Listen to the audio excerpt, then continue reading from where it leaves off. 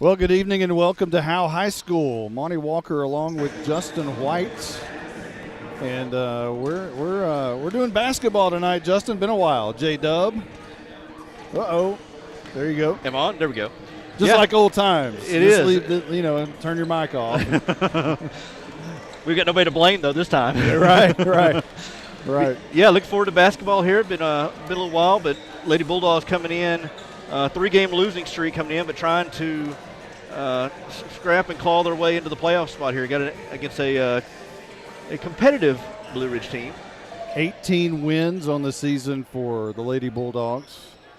And they need to win tonight, need to win next Tuesday night and in the playoffs. And that would hit the magic number of 20 wins for the season, which is always a pretty good milestone. We had a chance to talk to Ashley Anderson, the head coach for Howe, and we'll let you listen to that. If we do that, then that means we've sealed a playoff.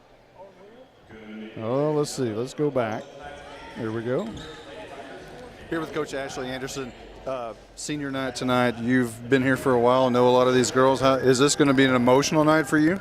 I hope it's not yet. I hope in about 2 weeks it's a little more emotional than tonight, but it is bittersweet knowing this is the last time they'll play in this court in a competitive game, So, talking about 2 weeks from now, what's the situation?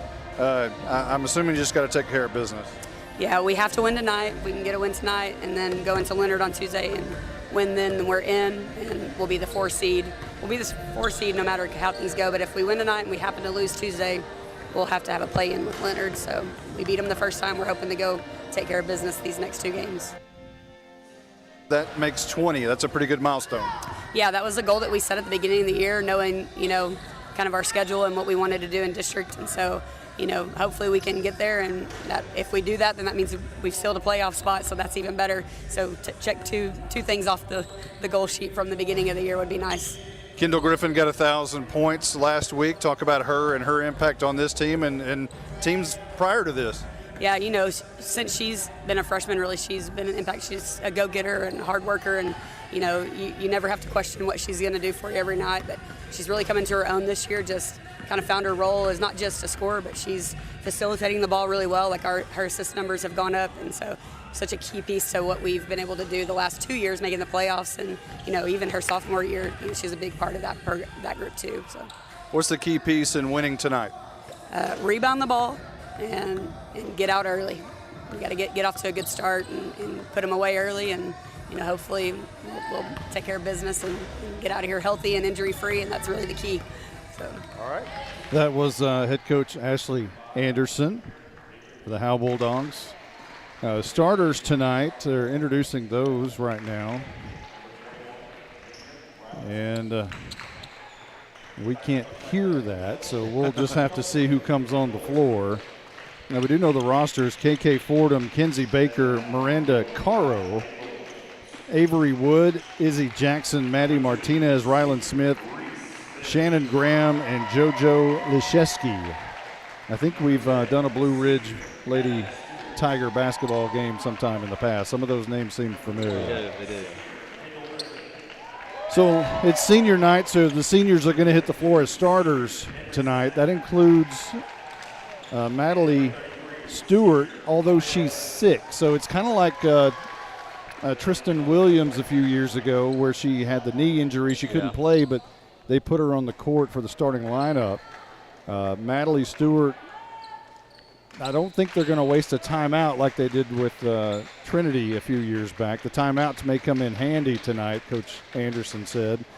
But they want to be sure she's on the floor and gets recognized for this last final moment at Howe High School. And she's actually going straight to the bench. She's not in the starting lineup, but Coach Anderson did want to recognize her. So other than that, it's all seniors and Presley Shockey. So it'll be Kendall Griffin, Emery Snap, Reese Smith, and Aubrielle West for the Lady Bulldogs. Kendall Griffin, 1,000 points last week. She not in the game, but she hit the 1,000-point milestone a week ago.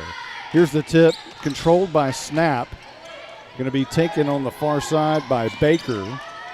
Baker's going to shoot a 3 off the back of the rim. No good. Rebounded by Reese Smith. Howe going the other way. No score, just underway. 7:47 on the clock. Kendall Griffin in the corner, knocked away by Rylan Smith of Blue Ridge. And Howe will retain possession. Griffin will inbound. Looking for somewhere to go. Pass underneath to West, up off the glass, no good. She gets her own rebound, then it's swatted away by Smith. Back into the arms of West, over to Reese Smith, right corner. Now setting it up at the top of the key is Griffin.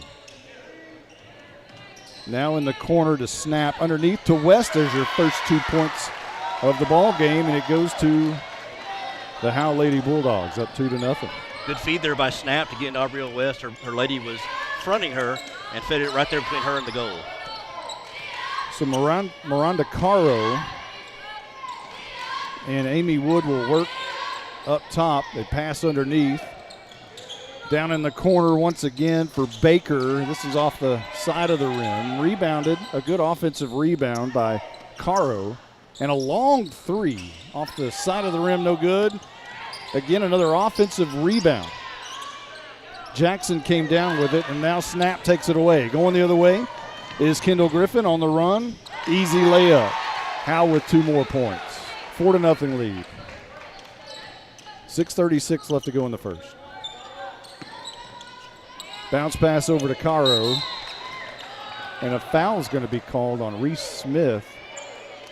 It was going to be stolen by Kendall Griffin.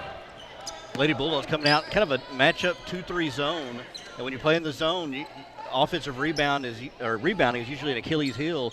That last possession, Lady Tigers had like 2 or 3 offensive rebounds, but they weren't able to do anything with it. Amy Wood will pass across the line to Caro. Back to Wood, top of the key. Guarded loosely by Griffin, and now she'll drive to the bucket, kick out for 3. That's an air ball, and that is Baker. That's her third 3-point attempt so far early in this game. Here is Kendall Griffin, top of the key. Over to the right side, Reese Smith. Thought about Aubrielle West underneath.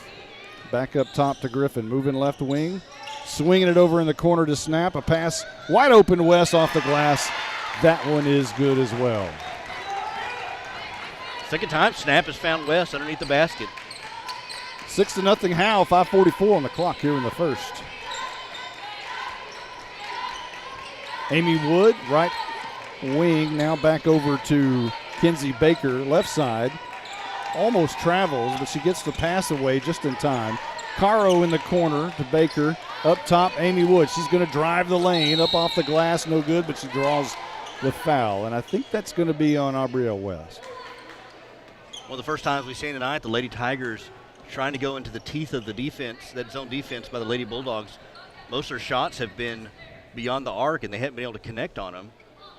Lady Bulldogs are more than willing to give them that space to shoot the 3, and they've shown they can't make it yet.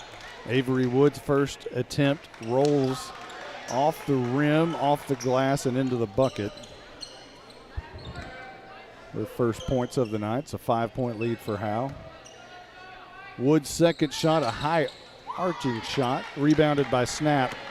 Going the other way is Kendall Griffin. Pass in the corner, Reese Smith, 3-bomb. High arching shot off the front of the rim, no good.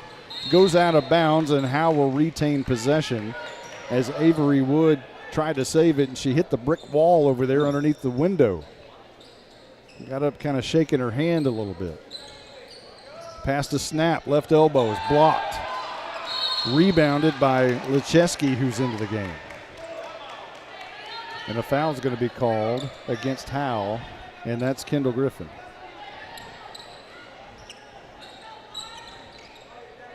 So Lecheski checks in for Rylan Smith, and she'll work the bottom of the box down there. Avery Wood picks up her dribble, throws over to Caro. A quick pass in the middle of the lane, swatted away, and Reese Smith comes up with it. A pass to Griffin. Uncontested across the line. Pass over left wing. Thought about Addison Bond, who's into the game. Reese Smith for 3. That one's in the bucket. Howe adds 3 to their lead, make it 9-1 with 4:36 on the clock. The defense didn't rotate. Smith over on the right side left all alone, able to gather herself and make the 3. Long pass by Blue Ridge to Wood. Now up top, Cairo swinging it around the perimeter. Pass in the middle of the lane, gets away, but Wood comes up with it. She drives the baseline, trapped under there, kicks it out for Jackson, who misses the 3. An offensive rebound as Baker comes up with it. Moving to the left side, kicks it out again. Thought about another 3, turn around, cut off by Snap, has nowhere to go. She's trapped by Griffin and Snap. Now she does kick it out. Ball gets away for a moment, and a foul is going to be called, I believe, on Smith. If it is, I believe that's her second.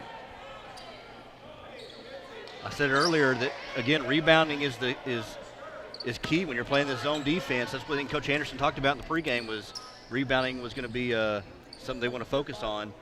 And if it wasn't for that, Lady Bulldogs would find themselves down. Lady Tigers just not able to convert on the offensive rebound, offensive boards. So the foul was on Griffin. That's her second already. 3:56 left to go in the first. You can't go without Griffin.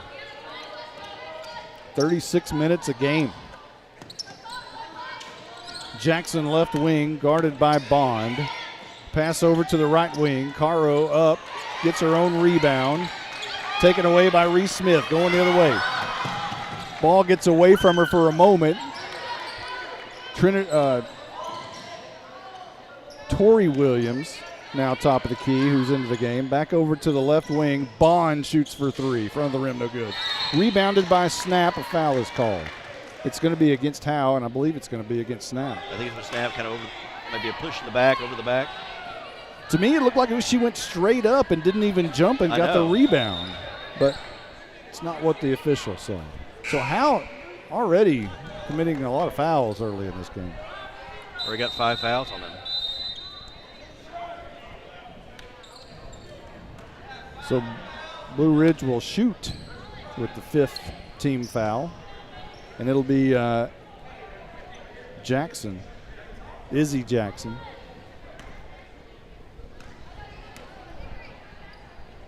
First shot is no good.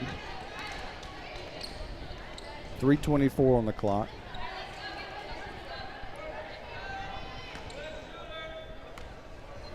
Dribbles 3 times. Second shot is nothing but net.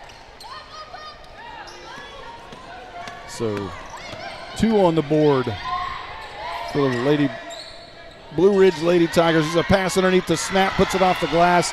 That one is good.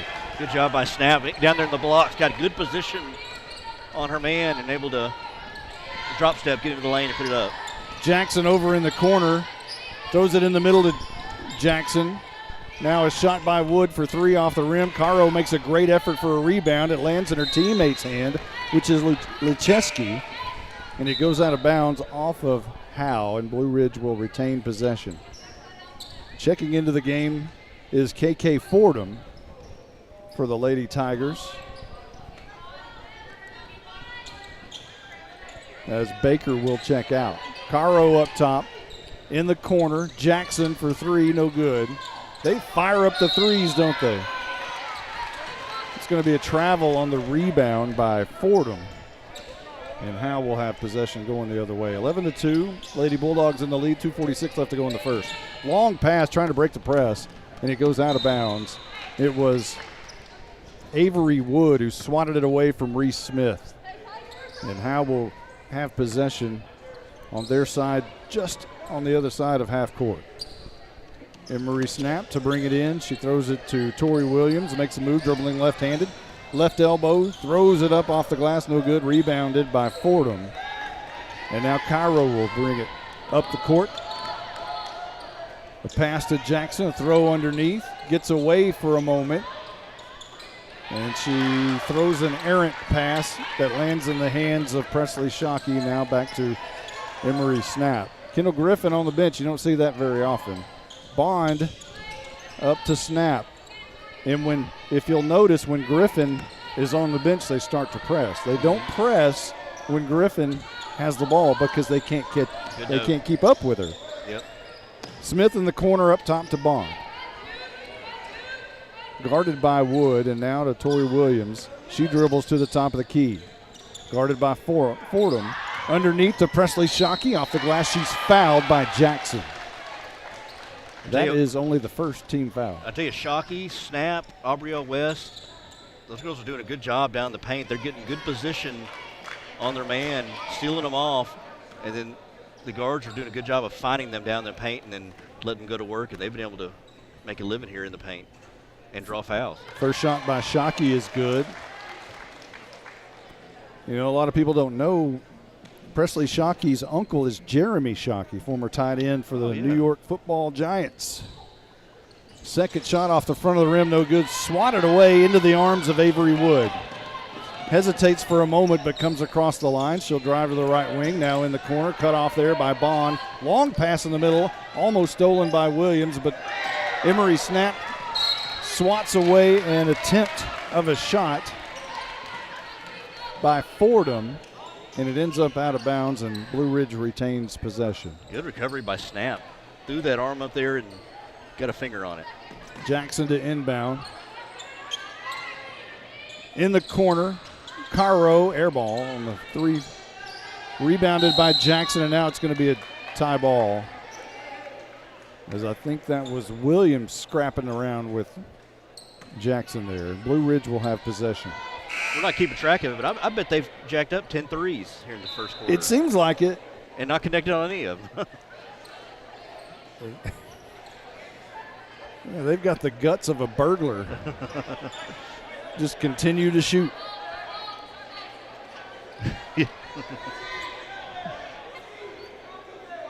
And now they're going to say it's Howe's ball on possession. So Howe trying to figure out who's going to throw it in, and finally Presley Shockey comes over.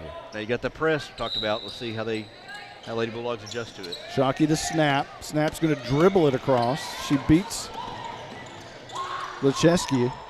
And now a pass back to Snap inside. Back out to Smith. Williams, right wing, throws it, a jump ball up for Snap, who puts it off the glass and puts it in the net. 14-2 our score with 1:05 left to go in the first. Pass gets away, and it ends in the arms of Avery Wood, but she has the ball slip away from her. Quickly down the court, Reese Smith. They're going to call traveling on Reese Smith. So no bucket. She did connect on the layup, but she must have traveled before. Lady Bulldogs getting a lot of deflections with the zone defense.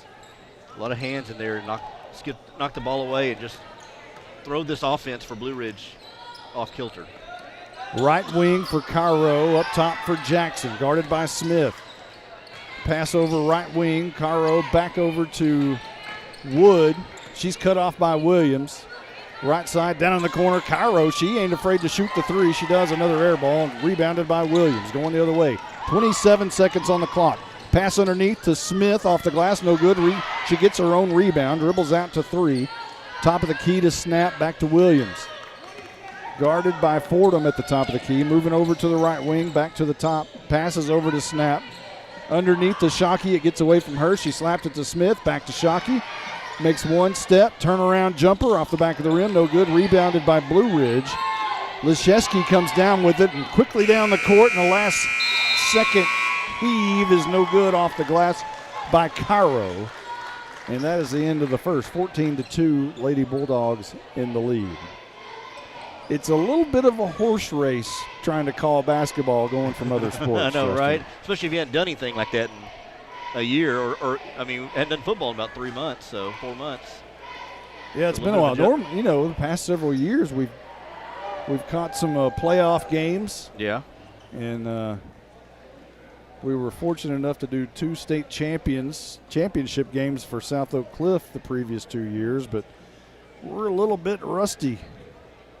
We decided not to do any playoff games this year. We made a pact as a unit that we were going to take some time off. Yeah.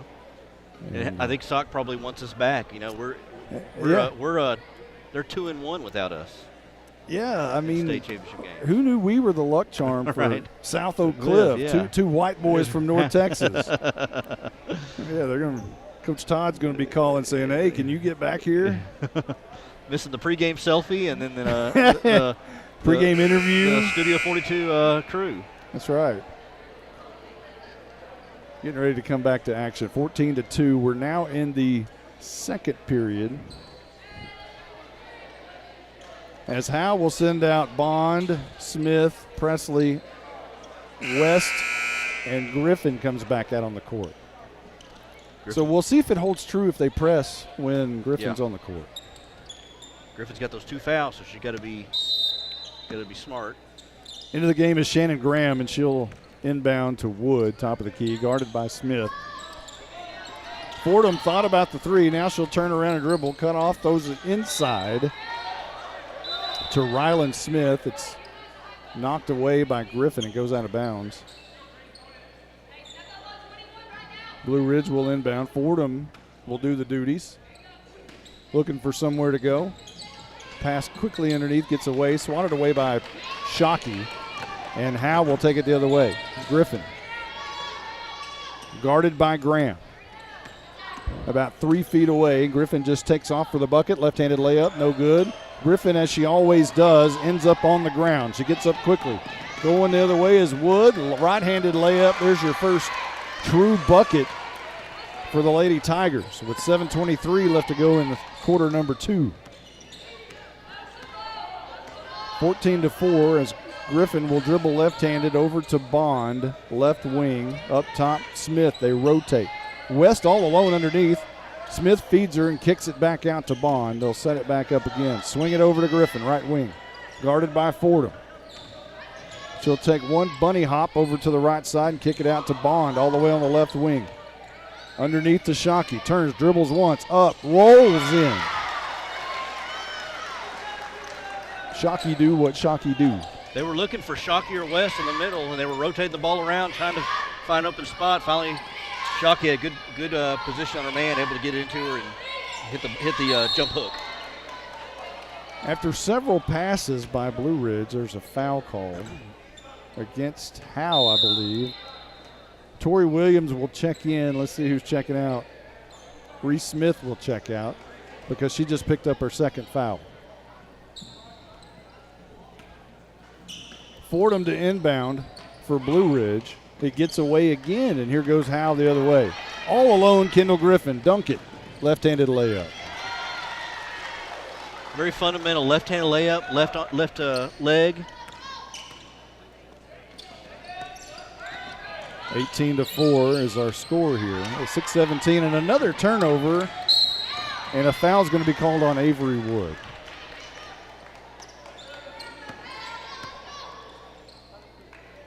Tori Williams will inbound. That's not their first team foul. Scoreboard's going to have to catch up there.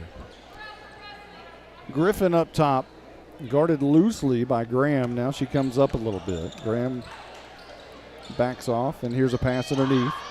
Shockey, turnaround, pass in the corner. Bond underneath to Aubrielle West, and she puts it through and true off the glass underneath. 5:49 left to go in the second. Right side.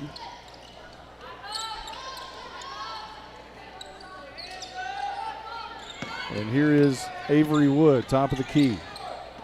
Guarded by Griffin. Left side, long Graham three-pointer. Well, they finally connected on one. Lady Bulldogs have been giving them that shot, and they've been taking it, but hadn't been able to connect. They're finally able to get one to go down that time. Bond left wing in the corner to Shockey, who tried to make a pass to Williams. It was stolen away by Baker. And now over to Graham. Want to shoot another three. Off the side of the rim, no good. Swatting at it. It looks like volleyball out there. Kendall Griffin finally comes up with it. And under 5 minutes left to go in the second period. Guarded by Graham. Makes a play for the bucket. Now a pass underneath to West. Off the glass. That one is in the bucket. So another 2 points for Howe with a pretty commanding 22-7 lead with 4:39 left to go in the second.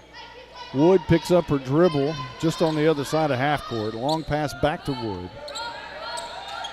looking for somewhere to go with it. She'll dribble a couple of times right-handed. Graham way up top.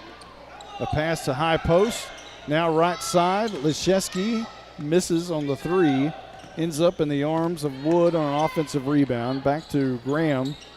Now back to Wood, who shoots the three. That one's no good. They love to shoot the three. No, they live or die by it. Right now they're dying. 4:05 on the clock. Griffin to Shockey. Now to Bond. She can shoot the three.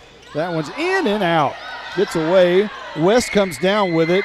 Trying to find somewhere to go. Shoots it out to Kendall Griffin. Driving the lane. A running jumper. No, it's no good, but there's a foul on the floor.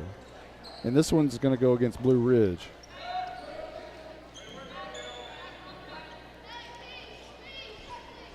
Good job by Griffin. Had the defense come at her, did a pump fake, drove to the lane. It was going to force them to foul. She does a great job of getting to the bucket and drawing contact. He says she always ends up on the floor, so she's not afraid of putting her nose in there. There's a shot, gets away. Bond looking for another three. Off the front of the rim, rolls out. Snap gets the rebound. She misses, but Griffin is there to clean it up for another bucket. 24-7, 3:31 on the clock. Wood over to the right side. That's Jackson back into the game. She checked in for Rylan Smith. Left side to Graham, cut off by Williams. Picks up her dribble, just heaves it into the middle of the lane without looking, and that goes to Snap. Quickly down the court, ends up in Griffin's hand, but taking away from Griffin is Bond. Or not Bond, rather, but Wood. She misses the layup, and here goes Griffin the other way. Quickly down the court, Snap, a good pass to West, but it gets away. And now Griffin steals it away from Baker. She puts it up off the glass, no good, gets her own rebound, puts it up, that one is good. Kendall Griffin with the hustle creates opportunities for Howe. It was like a back and forth tennis match there for a second. And then Blue Ridge got the rebound, was looking down court after Griffin's missed layup, and then Griffin just took it out of the Blue Ridge players. I didn't see who it was. Took it out of her hand and able to go in for the layup. Missed her own shot, and they got the offensive rebound and the putback. And now it's 26-7 here in the second quarter.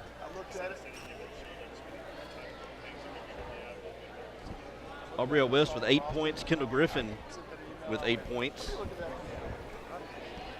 Reese Smith with 3, and Emery Snap with 3. Presley Shockey with 3 points so far. For Blue Ridge, Avery Wood with 1 point. Izzy Jackson with 1. Shannon Graham with 3, and then JoJo Leschewski with 2. All right, well, we're without all the glitz and glamour tonight of the commercials and all of that. So we're it. We're it. I just did get to talk to Blue Ridge boys head basketball coach there for just a moment. He sent me some information during the week, and he's such a great coach, and they've struggled this year. He's been there a long time and been very successful, and you just don't all of a sudden just become a bad coach. It's all about the athletes, right? So 2:39 left.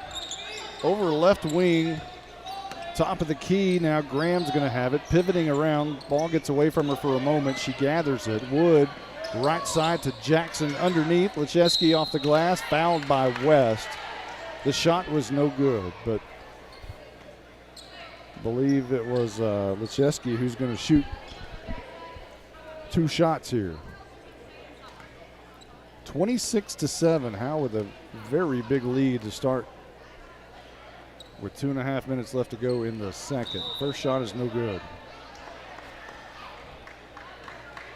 Leschewski will tow it up again. One more shot.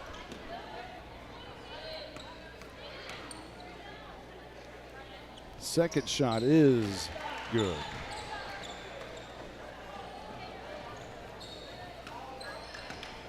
Griffin will bring it down after Shockey threw it to her out of bounds. Right in the middle of the court. She'll switch positions with Bond over on the left wing. Now brings it up to the top. Passes in the corner.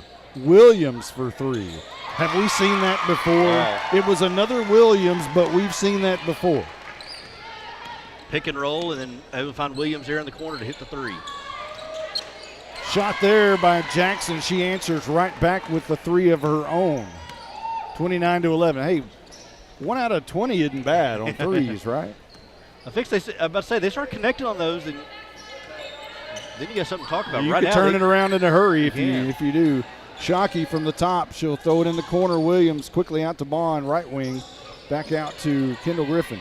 Long pass in the corner. Williams, quick pass underneath the snap, gets away, rolls out of bounds, and it will be Blue Ridge ball. I think our question was answered about whether they're going to press with Kendall Griffin in the Yeah, game. they stopped once Griffin came back in the game. Just think about the respect you get right there. Really. you completely change your defense, your approach. because Around of one player. Around one 5'4", 75-pound player. I'm kidding. She's probably more than that. Graham up top. Ball gets away from her. Guarded by Smith. Throws it back to Wood. Still in the backcourt. Smith comes up on her. Ball gets away for a moment into the arms of Reese Smith, driving the other way. She's cut off, looking for somewhere to go. Finds Emery, snap, long three, no good. Rebounded by Shockey, that's good. 31-11 with under a minute left in the second period. 40-second mark. Wood picks up a dribble, throws it right side to Jackson. Back to Wood, left wing. Back to Jackson, right wing. Down underneath, stolen by Kendall Griffin. 27 seconds on the clock. She'll drive the middle of the lane, stolen by Wood. She's going the other way, dribbling left-handed. She'll be stopped by Snap. Back for three is Wood off the left side of the rim, no good. Somehow coming down with it was Baker, but another foul called. This one's important. It's on Griffin, and really you didn't need to foul. I mean, you put your hands up, and you're up 31-11, so you really don't have to gamble like that. But it was kind of a reach in, trying to slap the ball away up on the.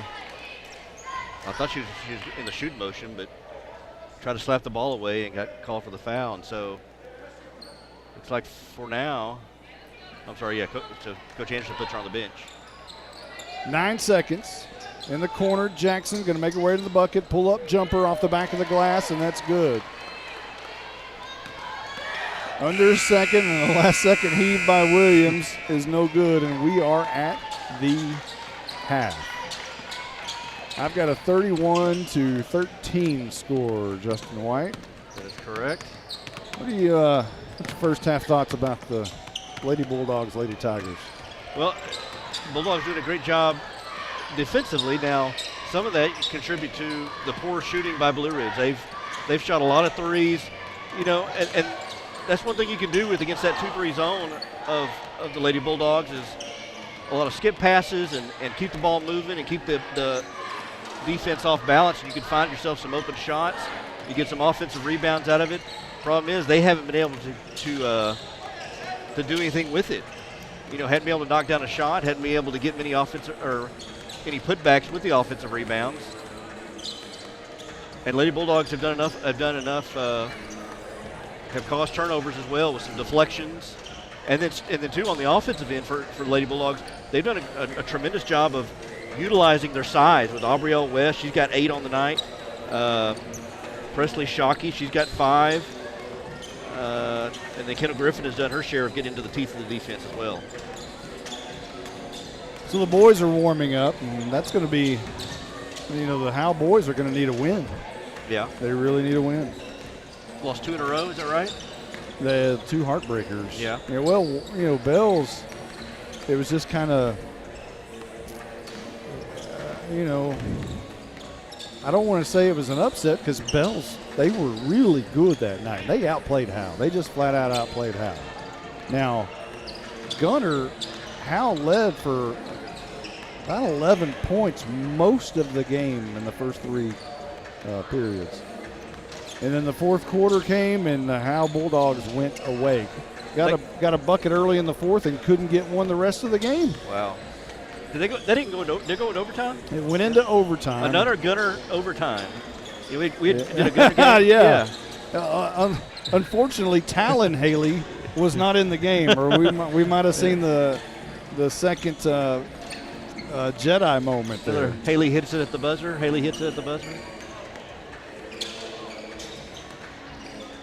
Yeah, we're going to talk to Tim Rose, former head basketball coach, longtime head basketball coach at Howe, during halftime of the boys game. And we're going to talk about Dwayne Emmons and Jacob Campbell being second all time, and Colin Mangrum and some of those great teams that he had, some of the great players and scorers that Tim Rose was able to be a part of and coach. In between the two games, we're going to try and talk with athletic director and head football coach Lance Bryan. He's got to do the ceremonies at senior night, so he's got that great voice. Yeah. I don't know if so he's going to do that, and if he gets away from there, he's going to come over and talk to us about realignment and stuff like that. He's had a busy week. Yeah. Thing about Coach Bryan and when he first got hired, it was, I think, February or late January or something like that. And I was walking up to Bulldog Stadium for a track meet, and sometime around March, or it was right after he got here. And I heard this voice across the PA, and I thought, I've never heard that voice. And man, that's really good. Who did they hire to do this PA? I mean, I kind of, I felt a little like, oh my gosh, somebody's gonna be doing radio instead of me. I'm like, who is this guy? I get up there, look up there, and it's Coach Bryan doing the PA work. So I talked to him about it later. I said, wow, you're really good. You're like a natural at this. He said, when I was in high school, he did some of the PA work or something, or college or something. He did some of the.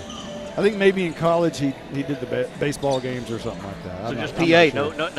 It was PA, yeah. No play-by-play, public address. No analyst or anything like that. Just PA, huh? Hey, I bet he could do it. I bet he could. I bet he could do play-by-play. I bet he could do it all. A man of many talents.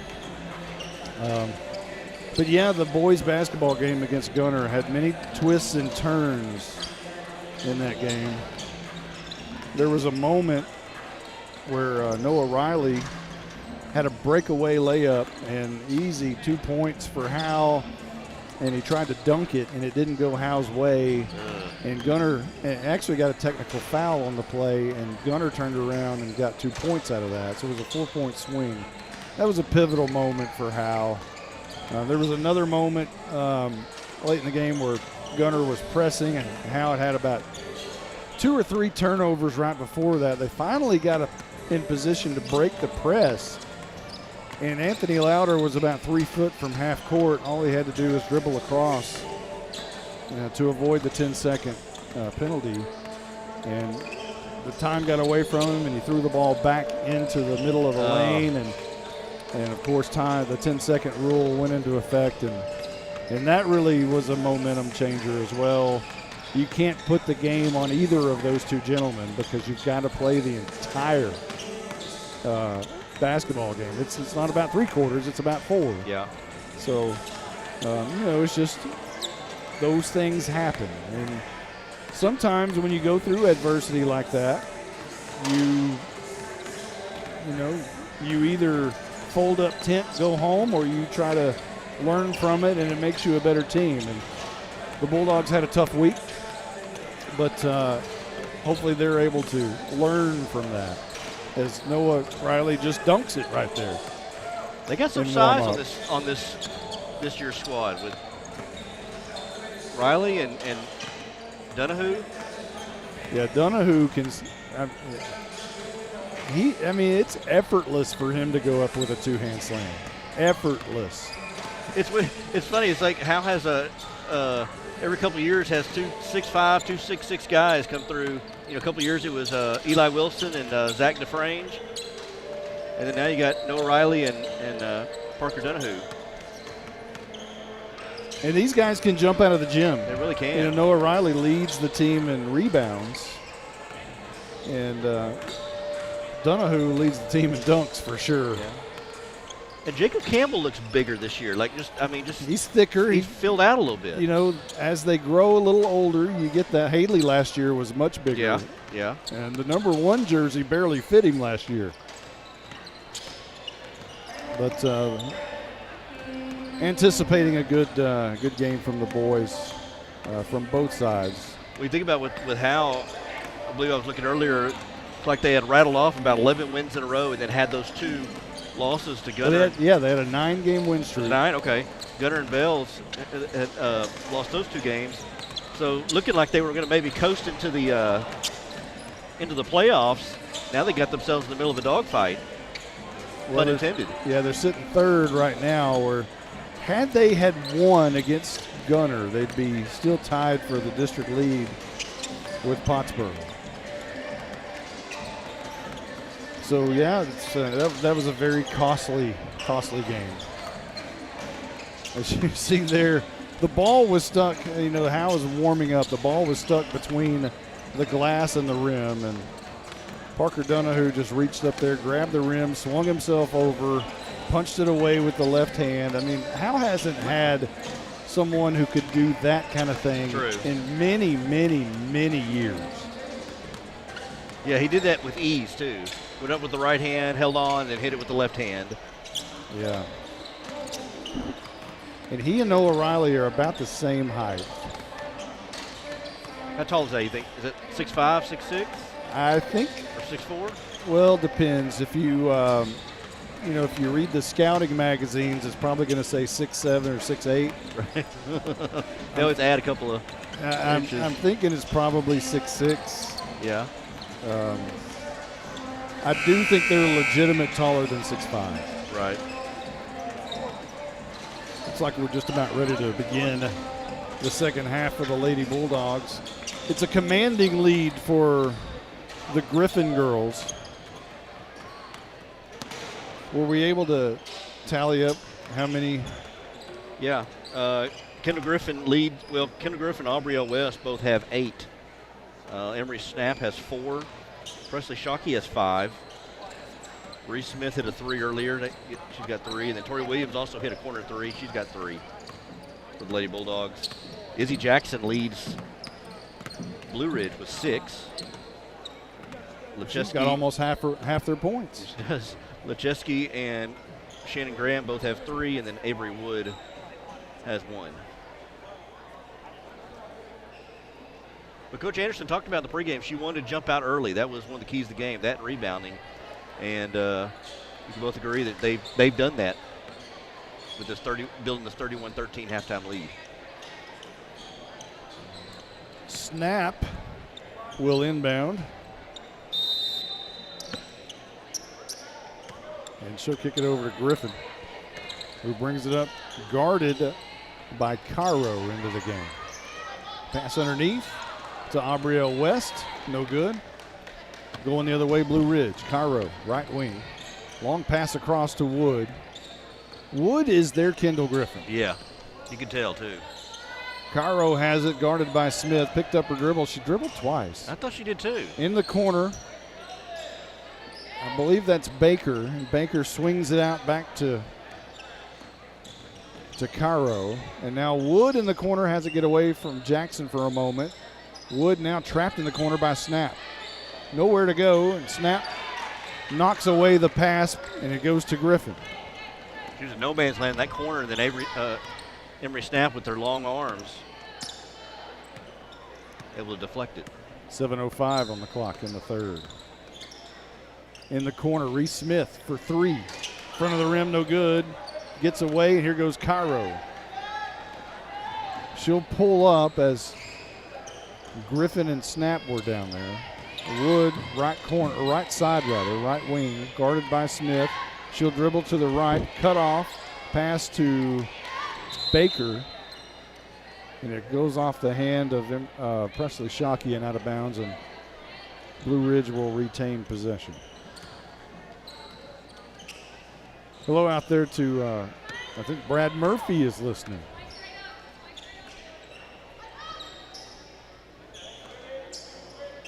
Baker up top, Cairo, left wing. In the middle of the lane, Shockey knocks down Wood. They were both going for the ball, and Shockey, who is a very tall, much bigger individual than Wood. Wood hit the floor. Shockey picks up her first. Wood now on the inbound pass underneath. Smith, Riley Smith, turn, jumps, that's good. Blue Ridge with the first bucket of the second half. 31-15. Kendall Griffin, right wing to Reese Smith. Hits the cutter, snap off the back of the rim and no good. A foul is called as snap hits the floor. That one is going to be, did you catch who that was on? I did, and I'm hoping they'll tell us on the I think it was Ryland Smith.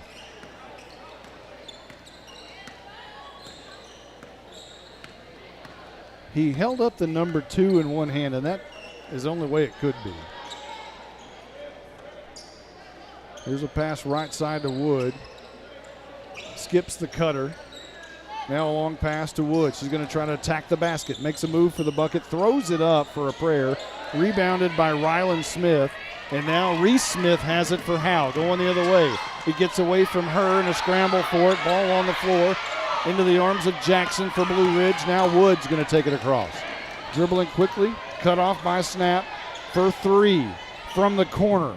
No good. Rebounded by Aubrielle West, but it goes off her hands and out of bounds. And Blue Ridge will retain possession with 5:16 left to go in quarter number 3.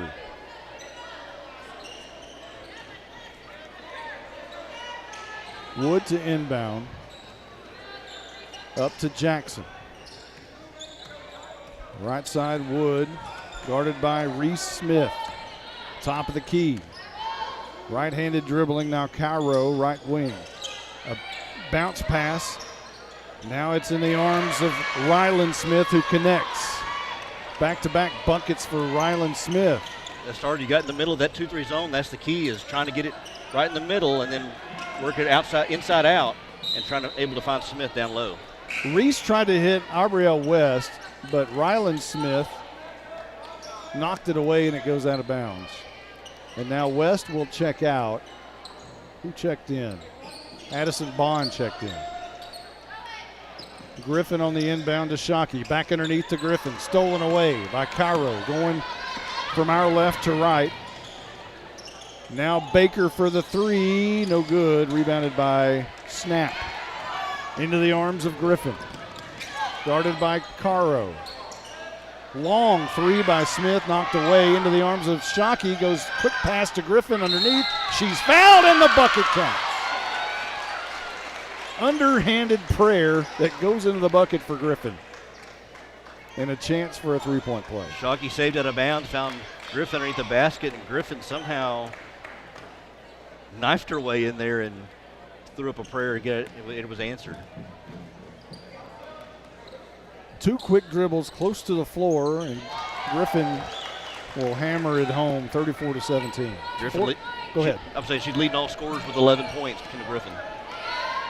Well over 1,000 now. I think she'll be honored at the end of the game for her 1,000 point milestone. Cairo jacks up a 3 from the corner, no good.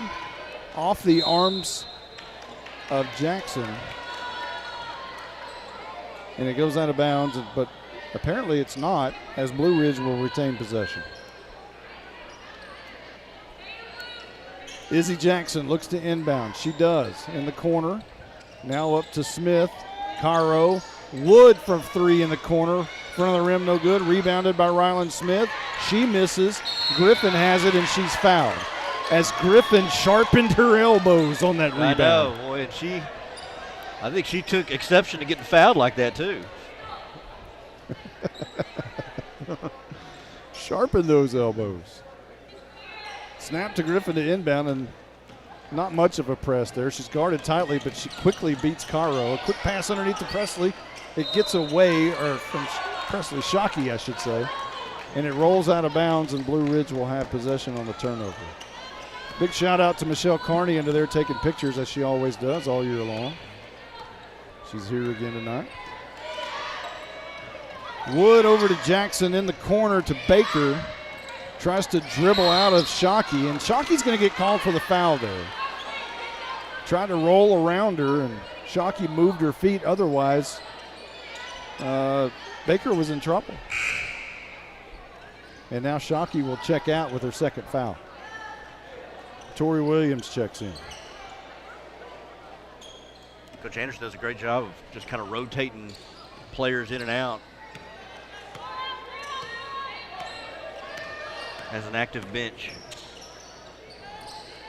Pass underneath. That's Leschewski who's in there. She misses the shot into the arms of Griffin. Pass gets away. They're swatted away by Caro into her arms. She'll pull up on the right wing. 3:07 on the clock in the third. Wood over in the corner to Jackson. Long pass to Caro. Dribbles to the bucket. Fouled. She misses the layup, but I think she's getting close to being able to shoot here, and she's going to shoot that one for sure. She received a skip pass from the left side over to the right side, and had Tori Williams beat. Went to the bucket and was able to get fouled. Caro's first shot is good.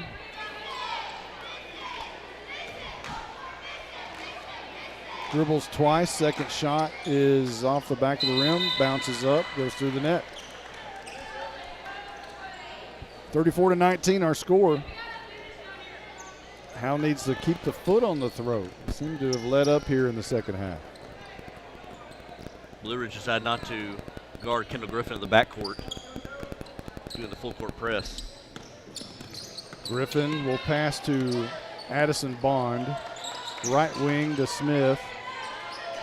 Griffin with some moves in the corner, passes to Shockey, gets away from her, but ends up in the arms of Bond. Reese Smith driving the bucket. Corner.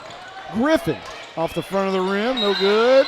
And a foul is called underneath on Blue Ridge.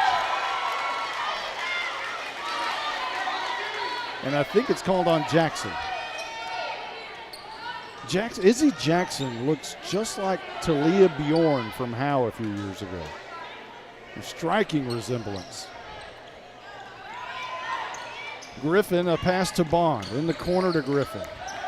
Dribbling left-handed, cut off there. Addison Bond thought about a long three. Instead, she throws it underneath to Shockey, and it gets away and goes out of bounds.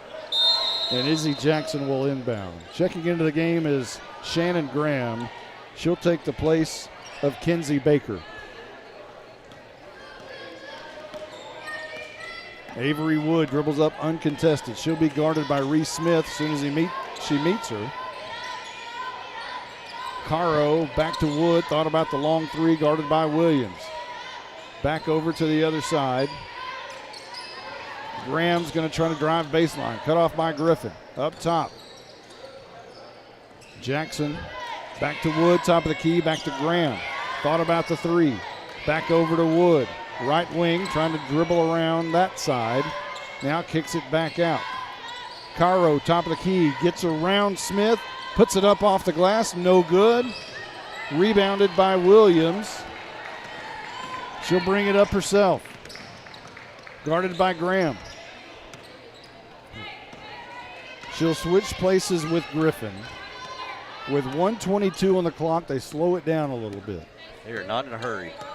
Left-handed dribbling Griffin. She's going to attack the lane. Now throw in the corner. Reese Smith kicks it out to Williams.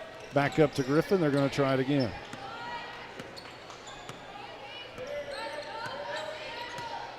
Griffin just kind of dribbles a little bit. Now she goes to the lane, kicks it out. Corner. Addison Bond. Three. That's good. Bond's away. All by Kendall Griffin. Got the shot off the Shockey screen. Here's a shot by Blue Ridge. Off the back of the glass, no good. Addison Bond takes it the other way. Almost fouled by Caro. No call there.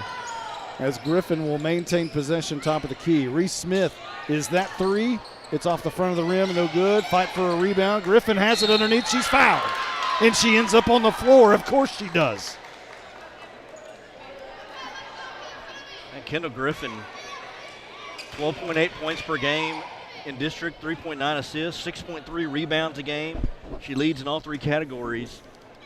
you don't see a lot of guards who are just willing to go in there and get on the defensive boards. First shot's good.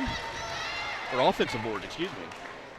You know, can you imagine pairing up guards of Kendall Griffin and Jenna Honore? Oh, man. Holy cow. That one flushes through as well. Especially defensively. Man alive. 39-19. Howe with a 20-point lead with 24 seconds left to go in the third. Wood will shoot for three, wide open, and it's good as Smith went for the steal.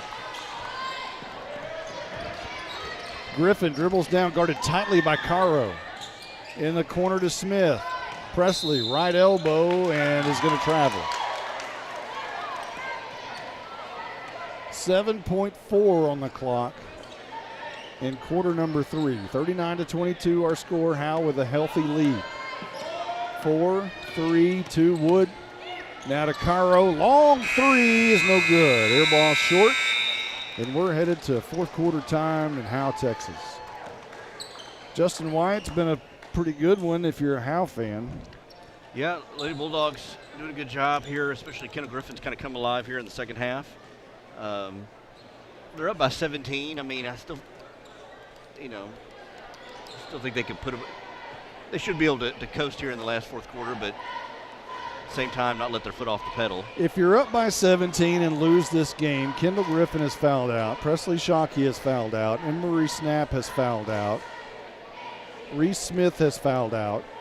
And Blue Ridge connected on all the threes. And Blue Ridge went 12 for 12 on yeah. threes. Yeah, so at this point, you don't want to count your chickens, but this one looks pretty good for the Lady Bulldogs, trying to pick up their 19th win of the season. It's been a while since the Lady Bulldogs have hit the 20 mark. It was back during that Jenna Honore and Riley Harvey, Cassidy Anderson, Molly Wilson. So many great players. Sierra Copeland. So many great players and a great run Howe had at the quarterfinals. We'll always remember that. Yeah, that was a great season. It was the quarterfinals over there in Prosper, I think. Prosper, yeah. Izzy Jackson inbounds to Avery Wood. Final stanza. Wood over to Jackson, left wing. Over the head pass, back to Wood, right wing. Back to Jackson in the middle of the lane. The ball gets away from her and goes out of bounds. She throws her head back and looks right up at the sky. Another turnover by Blue Ridge. Griffin will come down uncontested with 7:40 on the clock. 39-22 our score. Shockey underneath to West. It gets away from her. And it'll go the other way, Blue Ridge. So apparently it was off of West. They've been trying to feed the post all night long and try to force it in there to West, but just a little over her head and off of her, and a turnover by the Bulldogs, Lady Bulldogs. Rylan Smith checks into the game for Izzy Jackson. And Avery Wood will bring it up uncontested. Guarded by Reese Smith. Caro, right wing. Doesn't know where to go with it. Now finds Wood at the top of the key. Left wing now to KK Fordham, who's into the game. She's cut off by Griffin. A bounce pass up top to Lecheski, who's into the game. Wood, right wing, who never leaves the game. And Miranda Caro, who stays in the game. Now a steal by Reese Smith. She read that one all the way. Guarded by Fordham, who tries to block the shot on the layup. And Smith is fouled. She'll shoot. Good job by Smith. They kind of step into the passing lane. They were just kind of moving the ball around the perimeter. And Smith read it like a letter and able to jump the pass. Smith first shot bounces up a little bit, but finally does come back in. 40-22. It was a 42-40 loss at Gunner Tuesday night. And how Lady Bulldogs played outstanding. There's another free throw. A successful free throw for Reese Smith makes it 41-22. We got 6:40 left to go in the game. That's a good Gunner team, too. Baker throws underneath. Rylan Smith off the glass. That one's nothing but money, as Rylan Smith is a big presence underneath, and she works that paint really well. Griffin slowing it down a little bit.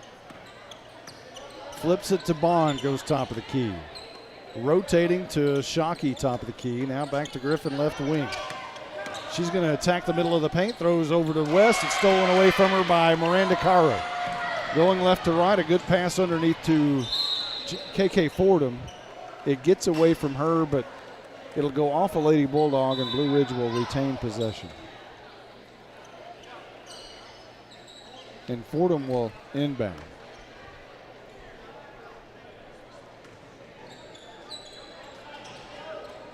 .5:57 on the clock. Long pass, Miranda Caro, and now Baker will shoot three, and Baker makes it.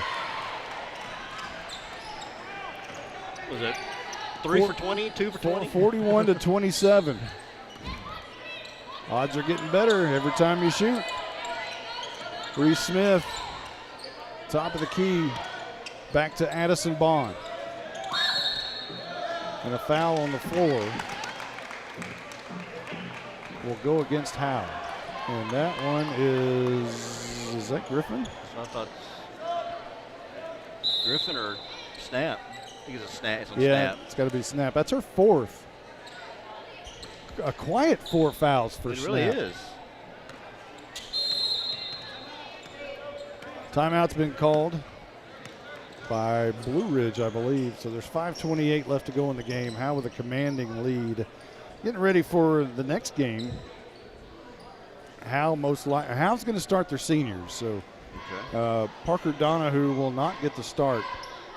It will be Zeb Montgomery in his place getting the start. Zeb Montgomery played really well a week ago at Gunner. He got thrown into the mix and performed really well. Made some key rebounds in the game. A good crowd on hand at Howe High School. When you get into district play, it starts filling up a little bit. Yeah, it was kind of a sparse crowd to start the beginning of this game, but a lot of people have come in just in. You know, basketball is funny. Early in the season, it's nothing but parents. Right. And then if you start a 9-game winning streak and you win 19 games, as the Lady Bulldogs have, people start showing up that don't normally go to games. If you win, they will come. Bounce pass to Wood.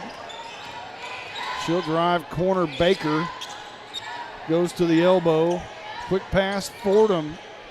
Long three ends up in the arms of Presley Shockey, who quickly throws it over to Kendall Griffin. And Kendall will take her time. 5 minutes remaining. The final 5 minutes for the seniors on this floor in a game. Griffin with a pass to Reese Smith. Shoots for three. That's wide right. Rebounded by Fordham, but I believe Tori Williams was able to tie it up. Nope, foul was called on Williams. It's her first. And Baker will inbound to Wood, going the other way. From our left to our right, from our vantage point. We're on the other side of the home side, on the floor, at midcourt. Miranda Caro to Wood, long three. That one's no good, over the back of the glass. And it'll be Howe possession. They're still firing away. Griffin with a two bounce pass to Presley Shockey, who quickly gives it back to Griffin. Shakes Miranda Caro. Drives right side, although Caro giving her pretty good defense there, but Griffin does it again. She just drives the lane, draws the foul.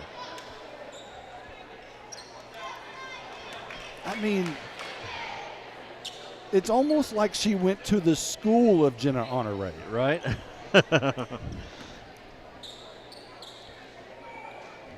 I mean, she just knows how to torque her body and just a full head of steam. And if you give her a step, she can turn the corner. She's going to the bucket, and she's either going to score or going to make you foul her. 42-27, make it 43-27 after Griffin makes both foul shots. She's got 15 tonight. In the corner to Baker underneath. Fordham, pass gets away but ends up in the hands of Wood. He shoots a three off the front of the rim, no good, rebounded by Shockey. She gets across half court, looks for somewhere to go, finds Griffin. Standing at about Houston on the Texas.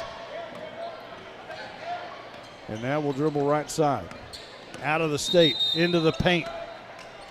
Blocked. But a foul is going to be called on Miranda Caro. That's her third. And Griffin will inbound with 3:44 left to go in the game. Bond thought about the three, pulled up her dribble, guarded by Fordham. Pass to Shockey, gets away. And another foul going to be called. This one on Howe, and this one might be on Bond, and it is. It's her first.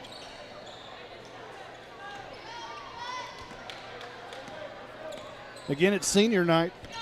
Final game played here at Howe High School for these seniors. Miranda Caro, guarded by Smith, flips it back over to Wood. In the corner to Baker, a wide open three. Didn't take it. Baker will. From the corner, no good. Rebounded by Howe, and it ends up in the hands of Griffin, the 3-11. 43-27 our score. Caro guarding Griffin. Taking her time. Now she's going to drive to the left elbow, drive the middle of the bucket, throws it up in the air, runs into a defender, and she's going to shoot again. She's fun to watch. She is. I mean, she knows how to initiate contact. Again, knows how to get into the paint. Definitely a student of the game, wouldn't you say? Yeah, absolutely. Another foul shot is good by Griffin. She's a 69% free throw shooter. She's been, I think, maybe 100 tonight. I know. I think she's done really well tonight. First shot was good. Let's see about her second one. Toes the line. Is the jinx on? Yep, it is. She missed it. Caro brings it up. 2:50 left to go in the game. Avery Wood. Back to Caro. Back to Wood. 2:41. Way across to Graham in the game. She shoots a three. No good. Air ball into the arms of Shockey. You know, Blue Ridge, I mean, they move the ball pretty well, and they've had some good looks. They just can't knock anything down. I mean, it's. Griffin will drive right side, kick it out to Smith, up top to Williams. 2:18. Now over to Smith in the corner, up top to Griffin. Griffin backs up a little bit, guarded by Graham. Now she makes a quick move to the bucket. Drives the lane off the glass. That's good. Griffin parting the Red Sea with 2 minutes left to go. Izzy Jackson back into the game. Left wing in the corner to Graham. Underneath. Now Ryland Smith off the back of the rim. Pops up and pops back in. She's been really the biggest bright spot of the Lady Tigers so far tonight.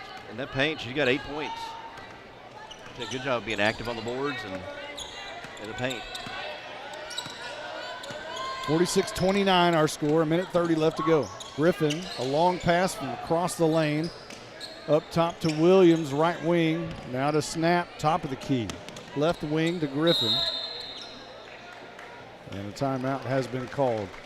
1:19 left to go in the game, and I think it's time for the seniors to get on the floor.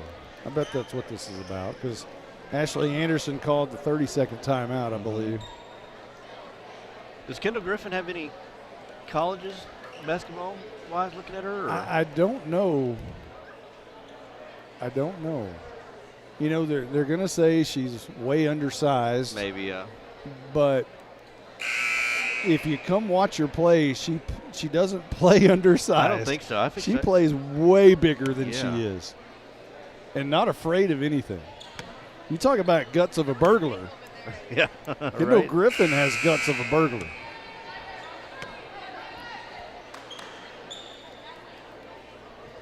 Emery snap to throw it in here on the side of the court with 1:19 left to go. Final 1:19. This all seniors here? Yep. All seniors except Shockey. So this is the starters for the game. Otherwise, it would have been Madeline Stewart, but she's sick. She's been battling flu-like symptoms all week. She was at the doctor today. She's over there with a mask on. She did suit up to be here for her final game, but not getting any floor action due to the sickness. Griffin trying to beat Wood to the basket and draws the foul on Wood. That's been a pretty good battle. There's two really good basketball Really players are. there.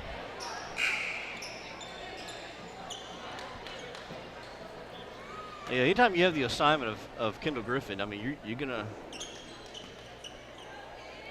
got your work cut out for you for sure. What'd you say, 69% shooter? Yes, sir. She'll toe the line again here. 46-29 our score. 1:03 left to go in the game. First shot rolls in, rolls out. She made her first, 6 or 7? Yeah, ever since I mentioned her her percentage, you mentioned she hadn't missed one. She hadn't made one since then. Second shot, that one's nothing but net. 47-29, under a minute left. Wood, guarded by Griffin, will throw over to the left side. If Howe wins this game, and it looks like they obviously will, and next week against Leonard, they're in the playoffs. The pass to Ryland Smith, kick out. Miranda Caro for 3, bottom of the net. 47-32, and it really hasn't been that close. It's a 15-point game, but it seems like not even that close. 28 seconds. Griffin guarded by Wood. She's going to make a move on her into the corner. Reese Smith, and a foul is called on Griffin? On Griffin, yeah, offensive foul.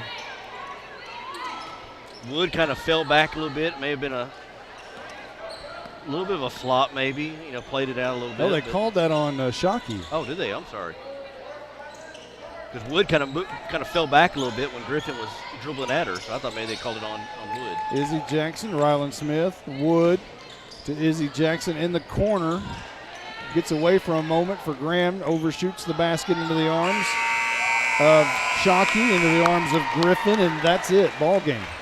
Howe, with their 19th win of the season, only have to win next week to stamp their mark in the playoffs for the third year in a row.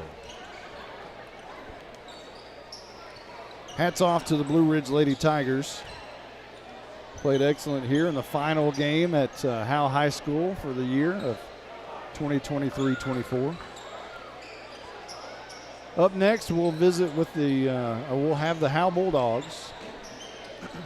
We'll have the boys. We'll keep it right here on this same link. For a moment, I think they're going to do senior night here pretty soon, so I think we're going to take a quick break. Okay. And we got to have time to get some water and rest for a second. So this is taxing. It's hard work, huh? So I tell you what, we'll be back in just a few moments.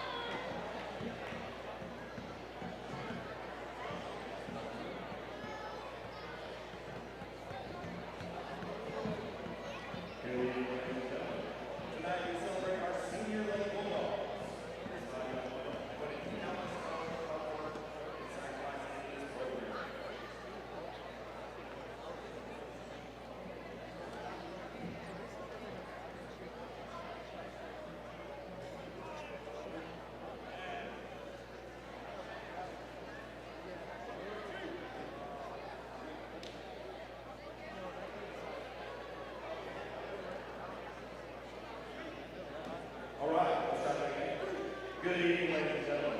Tonight we are here to celebrate our senior Lady Bulldogs.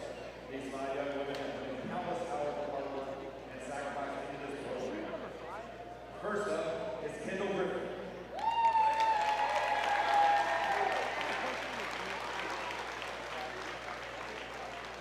Kendall is escorted by her parents, Kenneth and Betty Griffin.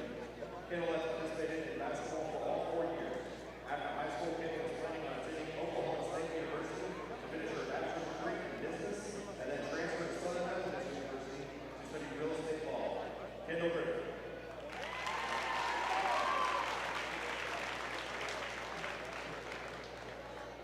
Next is Reese Smith.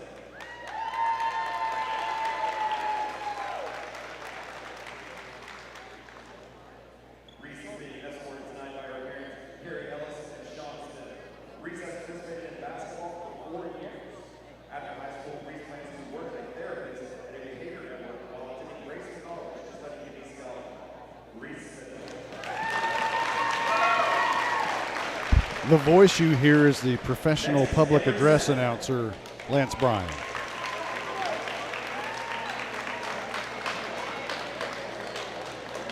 Avery is being escorted tonight by her parents, Ryan and Louis. Avery has participated in basketball for 4 years. After high school, Avery plans to attend Grayson College to pursue a degree in education to become a teacher and coach. Avery Smith.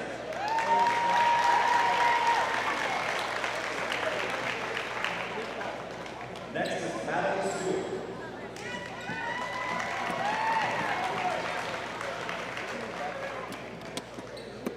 Madeline is escorted tonight by her parents, Brandon and Howe Stewart. Madeline has participated in basketball for 3 years. After high school, Madeline plans to attend the University of Oklahoma and major in kinesiology to become a physical therapist. Madeline Stewart. And finally, we have Aubrey Ellis.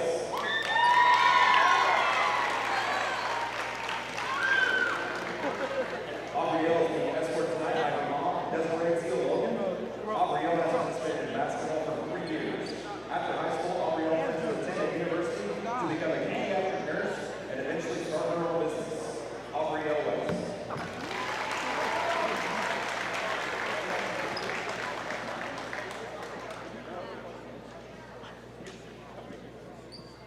Next up for the boys. First up is Jesus Garcia.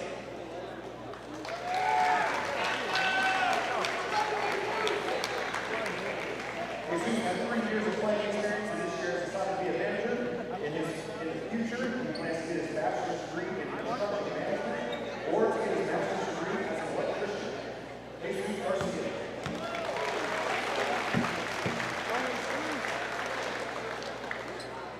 Next, Noah Wright.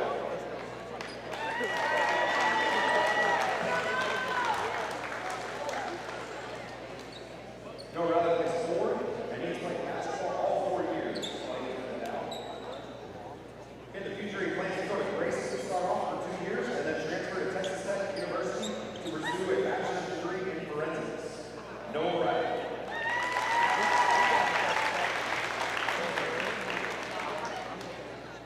Next, Seth Montgomery.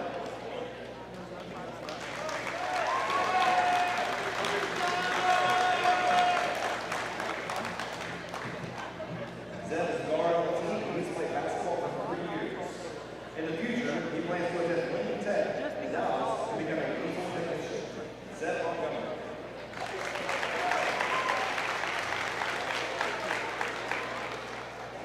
Next, Jacob Campbell.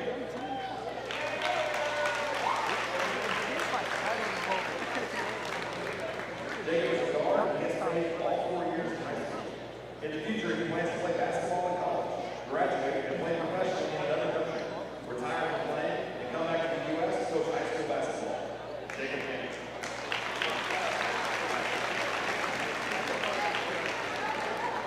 Next is Cooper Jones.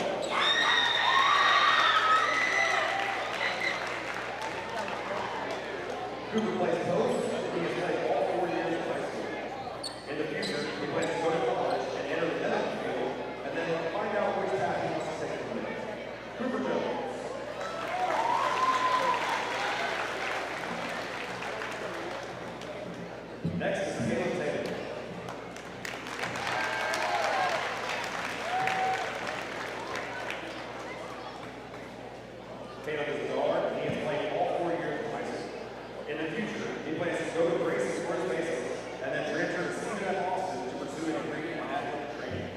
Also, I'd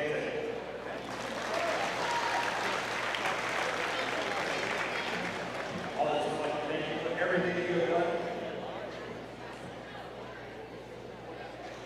All of us that leave out there, I'd like to thank you all for all that you have done. Let's give it up one more time for our 2024.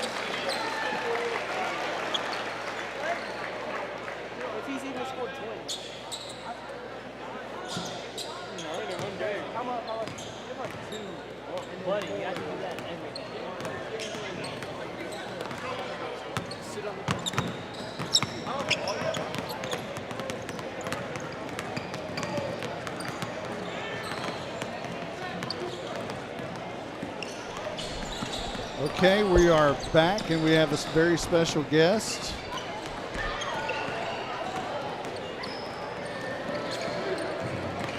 We have a very, very special guest with us.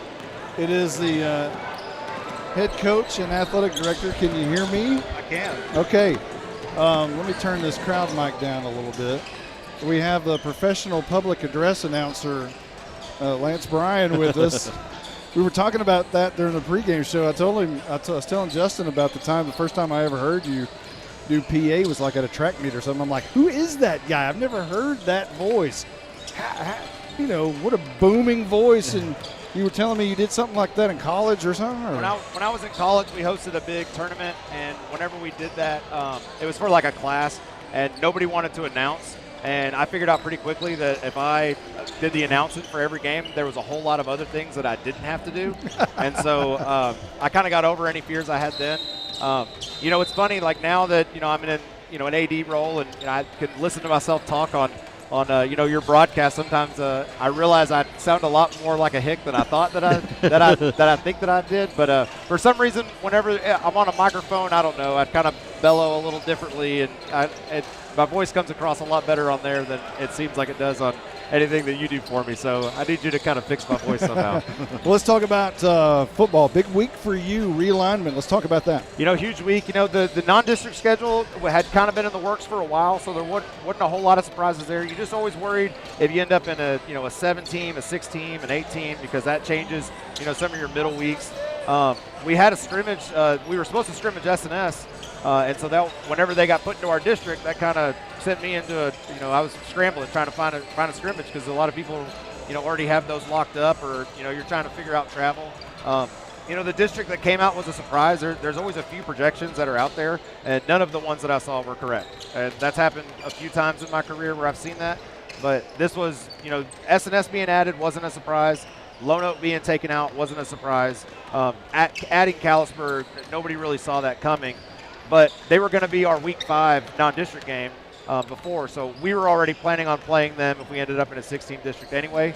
And so even though they were in our district instead of a non-district opponent, it was a team we were going to play anyway, so it kind of worked out for us. What about the bye week in between 9 and 10? Is that favorable, or we've had that in the past, and it's been difficult in the past? We're going to use it to our advantage because, it is what it is. You can't control it. The only thing I really didn't want was that last week. I was good with any bye week except for the very last week of the season. And so, the way I look at it is, us and Blue Ridge are two of the teams that are going to be battling for those 4 spots. And we have a bye week right before we play them. And so that'll give us a chance to get healthy, for probably a big district game at the very end. And so that's the way I'm kind of look at it. And, sometimes bye weeks are frustrating because, some years you have a lot of momentum and you don't really want to take a week off. You want to just keep everything rolling. And so, I've never been anywhere where we've had a bye week that late. And so, I'm kind of looking forward to seeing if I like it or not. But I can't change it, so we're going to say that it's good. So your team is going to be much improved from last year to this year. Many people think so. You've got a lot of really good young talent. You've had some time to be here now. You've kind of groomed some middle schoolers into the high school under your direction, and now you're going to start to see the fruits of that. That's the hope. We had a really small senior class last year. Those guys really battled, but there was only about 7 of them, and that's below the average for most teams to have in a senior class. And so, we had to play pretty young. And, our JV was essentially a freshman team. There was only 2 sophomores on that, so those kids got a lot of reps. And we brought a few of those kids up, late in the year, and they showed some flashes, but for the most part, most of them kind of looked like freshmen that probably didn't need to be out there just yet. But, we know from having been with them the last 2 years that they're a special group, and there's a chance to be really good. And, when we add some of those young ones with some of the guys that are coming back, the Tank Turners, the Mikey Weimers, the Braden Olmers and the Bo Stevens and some of those other guys that have been playing the last couple of years.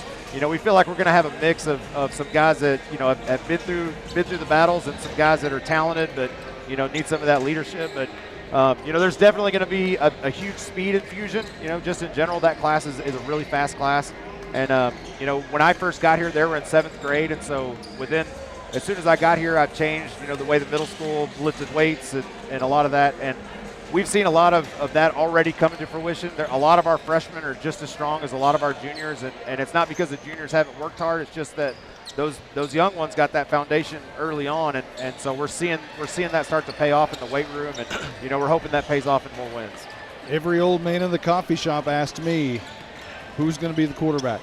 Right now, the front runner would be Ryland Strong. I don't think that's a secret to anybody. He was a JV starting quarterback, and we brought him up, late in the year.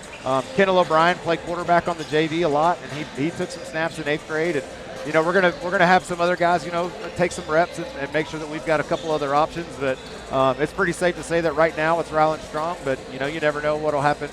As the spring progresses, there can be surprises sometimes. But he's definitely going to be the guy as of right now. So we'll see how he handles that, and if that stays true.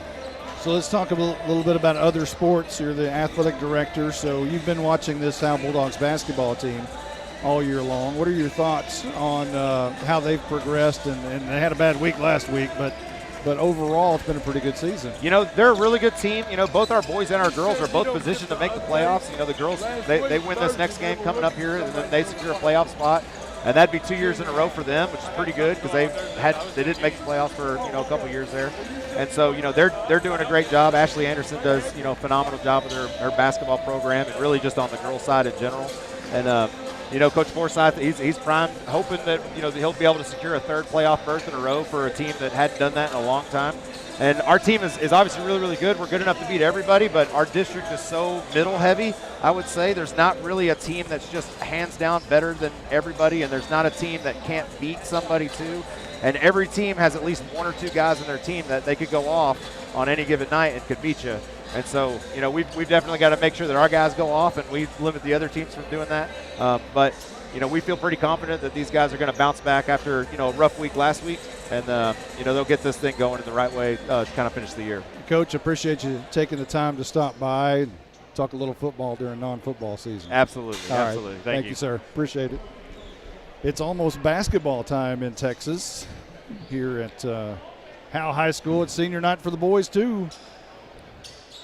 Again, big tip of the hat to Lance Bryan there, the head football coach. Some breaking news, perhaps. Rylan Strong, the quarterback. Did you see that one coming? There were talks of it, but apparently he's the front runner, huh? Yeah, he is. He's is he gonna be a junior? Sophomore, I think. Okay. Yeah. I knew he was either freshman or sophomore. I think he caught and threw a touchdown last year in the final 2 games. He played receiver, and then he was the quarterback that threw it to Colin Murphy. Yes. Who also caught and threw a touchdown yes. and rushed in a touchdown during the year. One of the very few Howe Bulldogs to ever do so. So it looks like we'll have Hayden Dean starting for Blue Ridge, as well as Lucas Morris. Now, he scored 1,000 points recently on January the 19th against Bells. I think we'll have Micah Dickerson will be another starter, 6'1" and a 2-year starter. You're going to see a lot of Isaiah Gaddis, who's 6'3", and he's going to play college football. He scores 12 a game. And if you'll remember Isaiah Gaddis from football, he looked like Cooper Jones and even wore the number 24. Quite an athlete. Go ahead. You got Lucas Morris, 1,000 points in his career. You got Jacob Campbell with over 1,500. Yeah, he's getting close to 16 now. So you got some prolific scorers on each team. It'll be seniors for Howe starting tonight, so Zeb Montgomery will get the start. I think that's his first start of the year. Caleb Taylor, Jacob Campbell, Cooper Jones. I think that'll be your starters tonight. And Noah Riley, of course, another senior. This game may be a little bit more fast-paced. Yes. The boys tend to be a little bit quicker up and down the court, so my apologies early if I'm unable to keep up with the scoreboard. I'm doing double duty. Jake Roberts is usually with us for these games, but he has a basketball game of his own tonight. So he's unable to be here to keep up with all of this stuff. So wish me luck. We'll see what happens. I want to thank all of y'all for tuning in. Got to get into basketball shape, huh? Yeah, I'm not in any kind of shape. Working on that, though. I had about 800 calories a day for the whole week. I'm starving. Coach Forsyth, his 3rd year at Howe, been very successful here. And the boys basketball program has not been successful in its entirety. Really haven't won a district championship in 18 years, I believe. Had a chance to do so this year, but wasn't able to pull it off. The bad week last week ended all of that. Here's Campbell as Noah Riley controls the tip. Campbell will dribble to the middle of the lane. Quickly underneath, Noah Riley's spin around jumper, no good. Off the hands of Cooper Jones, and it'll go to Blue Ridge. We're underway, 7:43 left to go in the first. No score, just started. Monty Walker along with Justin White, J-Dub. I think that's my new name for you. J-Dub. J-Dub. I like it. Dribbling it across for Blue Ridge will be Micah Dickerson. And he'll quickly give a 3 out, which is missed by Lucas Morris, Mr. 1,000 points. Inside, Cooper Jones from Caleb Taylor, and a foul is drawn. I like the Bulldogs push the ball before the Tigers defense could get set. They found Cooper Jones there in the middle in the paint, able to draw the foul and get to the line.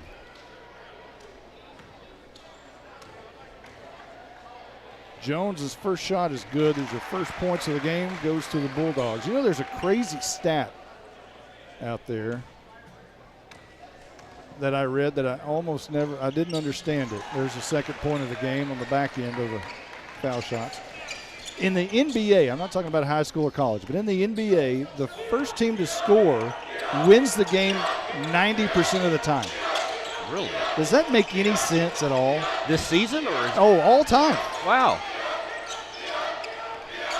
That high, too. Yeah, it's crazy. Caleb Gaddis will throw over on the right wing. Inside, big body inside, misses off the glass. That's Isaiah Gaddis. But he does draw the foul, and you would imagine he can do that. He's a little bit taller than Cooper Jones, but he does have a fro, so maybe that's the deciding factor. Yeah, that's going to be a battle. Jones and the big body Gaddis. First shot is good for Gaddis. It's a 2-1 game with 6:53 left to go in the first. Bounces a couple of times. Lime green shoes off the front of the rim, no good on the second shot, rebounded by Riley. Kicks it out to Campbell, who'll bring it up the court in his pink shoes. Not high tops, they're 3/4. Guarded by Hayden Dean, who has bright pink shoes. Campbell for three, right wing, off the back of the rim, no good. Rebounded by, that was Lucas Morris.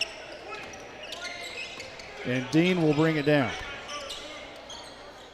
Ball gets away as Caleb Taylor interfered in the pass, and there's going to be a foul call on Taylor. It's his first. He does foul quite a bit, leads the team in fouls per game. Blue Ridge to inbound here. Second team foul for Howe. Gaddis trying to go to the bucket, cut off by Cooper Jones. Good job, Jones. Let me tell you what, put his body right there and, like you said, cut him off good. Dean guarded by Montgomery, kicks it out. Gaddis, middle of the lane. That's pretty. Puts it right up, and Blue Ridge has a 3-2 lead with 6 minutes on the clock, first quarter.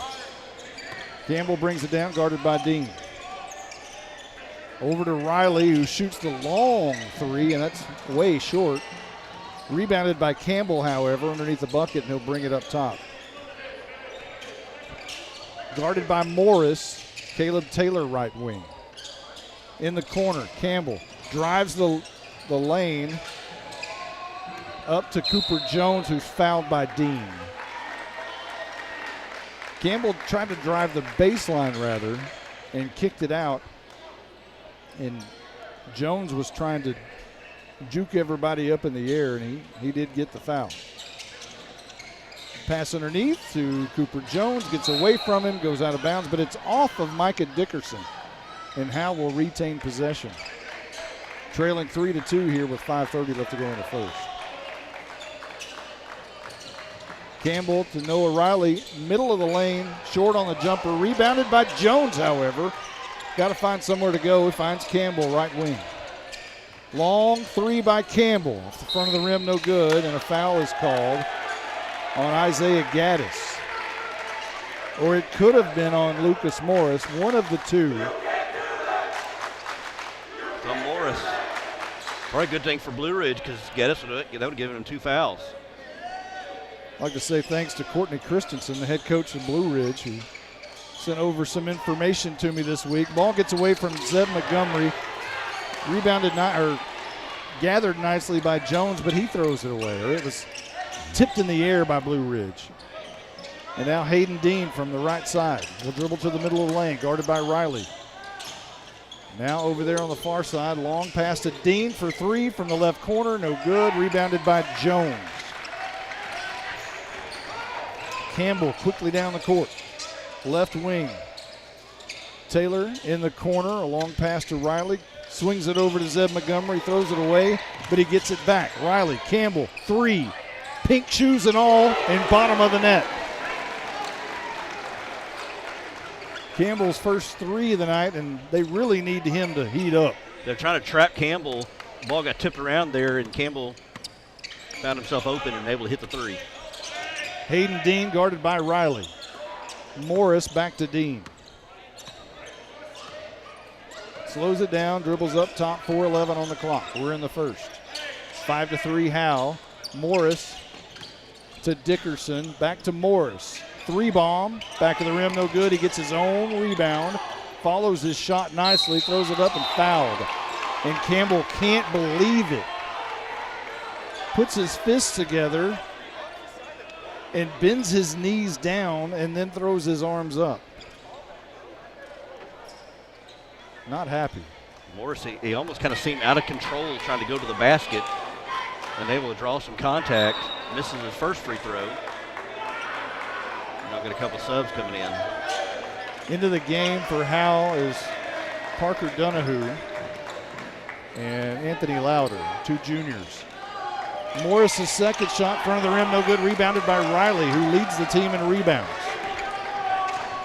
Quickly to Campbell with 3:51 left to go in the first.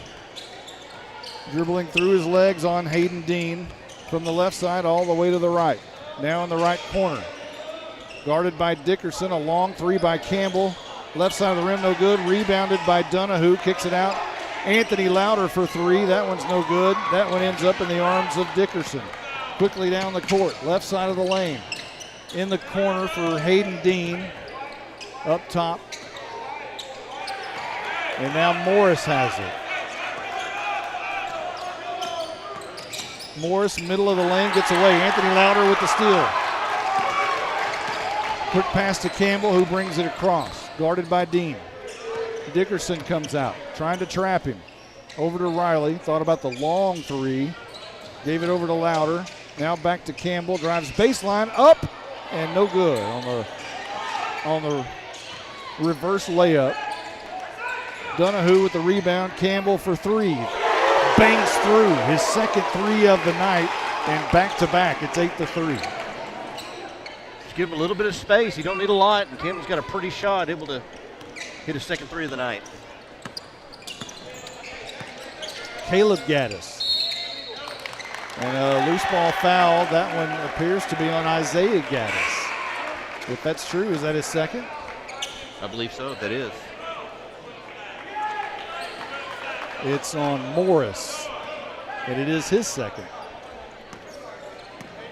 2:28 and ticking at Howe High School. Campbell gets a screen by Caleb Taylor. Drives the lane, tries to pass to Riley, who ends up with it. Quick pass to Lauder, back to Campbell for 3. Short. Rebounded Riley, tries to put it back up, misses. In traffic, it goes off of Blue Ridge, but apparently they say no, it went off of Riley. Blue Ridge will have possession. Riley caught the rebound, just not able to put it back up. Now Howe in the full court press. Let's see what they can do here. They break it quickly with Dickerson. And the shot is no good. That's Caleb Gaddis, rather.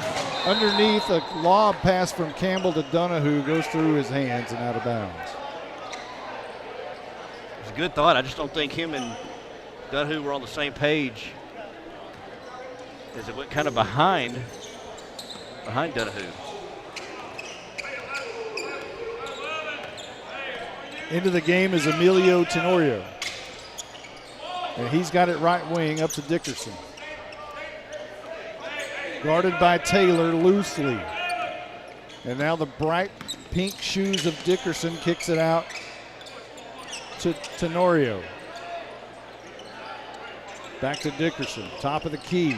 He's going to drive right side of the lane. Underneath to Isaiah Gaddis, puts it up, and that one's good. 8-5 our score with 1:19 left to go in the first. Campbell guarded by Dean. Makes a move on Dean, middle of the lane. Pass underneath to Riley, that's beautiful. Man. Great look by Jacob Campbell to see the floor.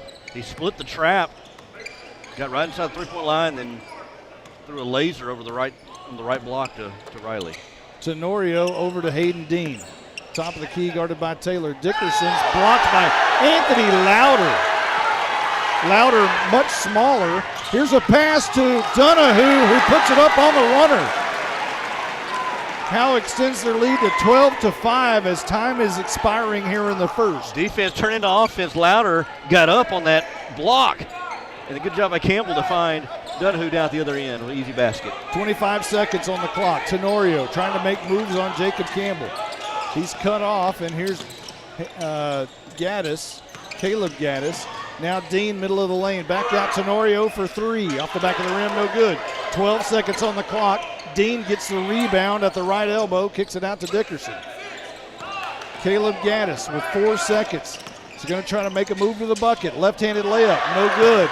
Heaved and rebounded by Jacob Campbell. It's no good. And at the end of one, Howe has a 12-5 lead.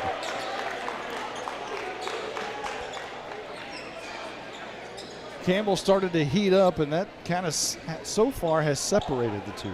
You know what I'm seeing more, and maybe it's just, I don't know, maybe it's my imagination. You can correct me if I'm wrong, but it seems like Howe is pushing the ball a little bit more this year than they have been in years past.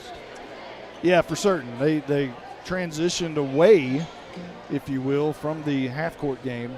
And, Coach Forsythe said before the season, we're going to run a little bit more. I remember hearing that in the press box. I was thinking about that on my way up here. I remember him saying we're going to run the ball, get up and down a little bit more.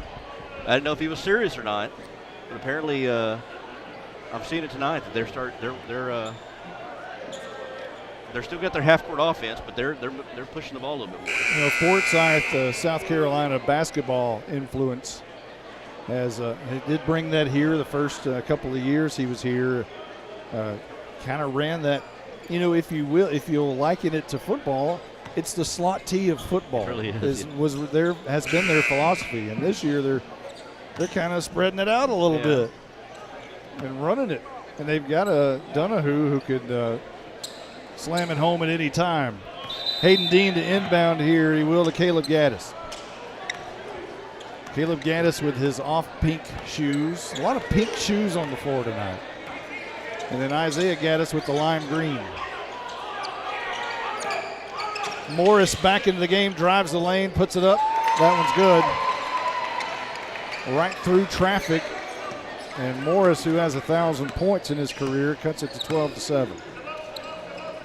Anthony Lauder in the corner, back up to Campbell, right wing. Forsythe calling the offense. Back to Lauder, feeds Donahue underneath. Goes up off the glass, no good, and a foul is called.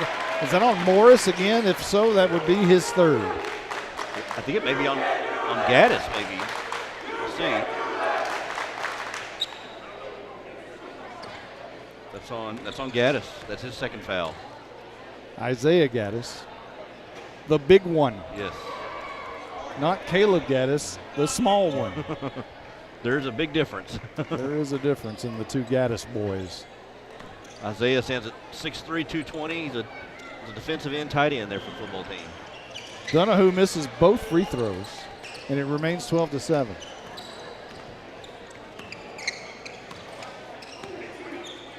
And Caleb Gaddis will bring it across to Isaiah Gaddis. To Morris for three.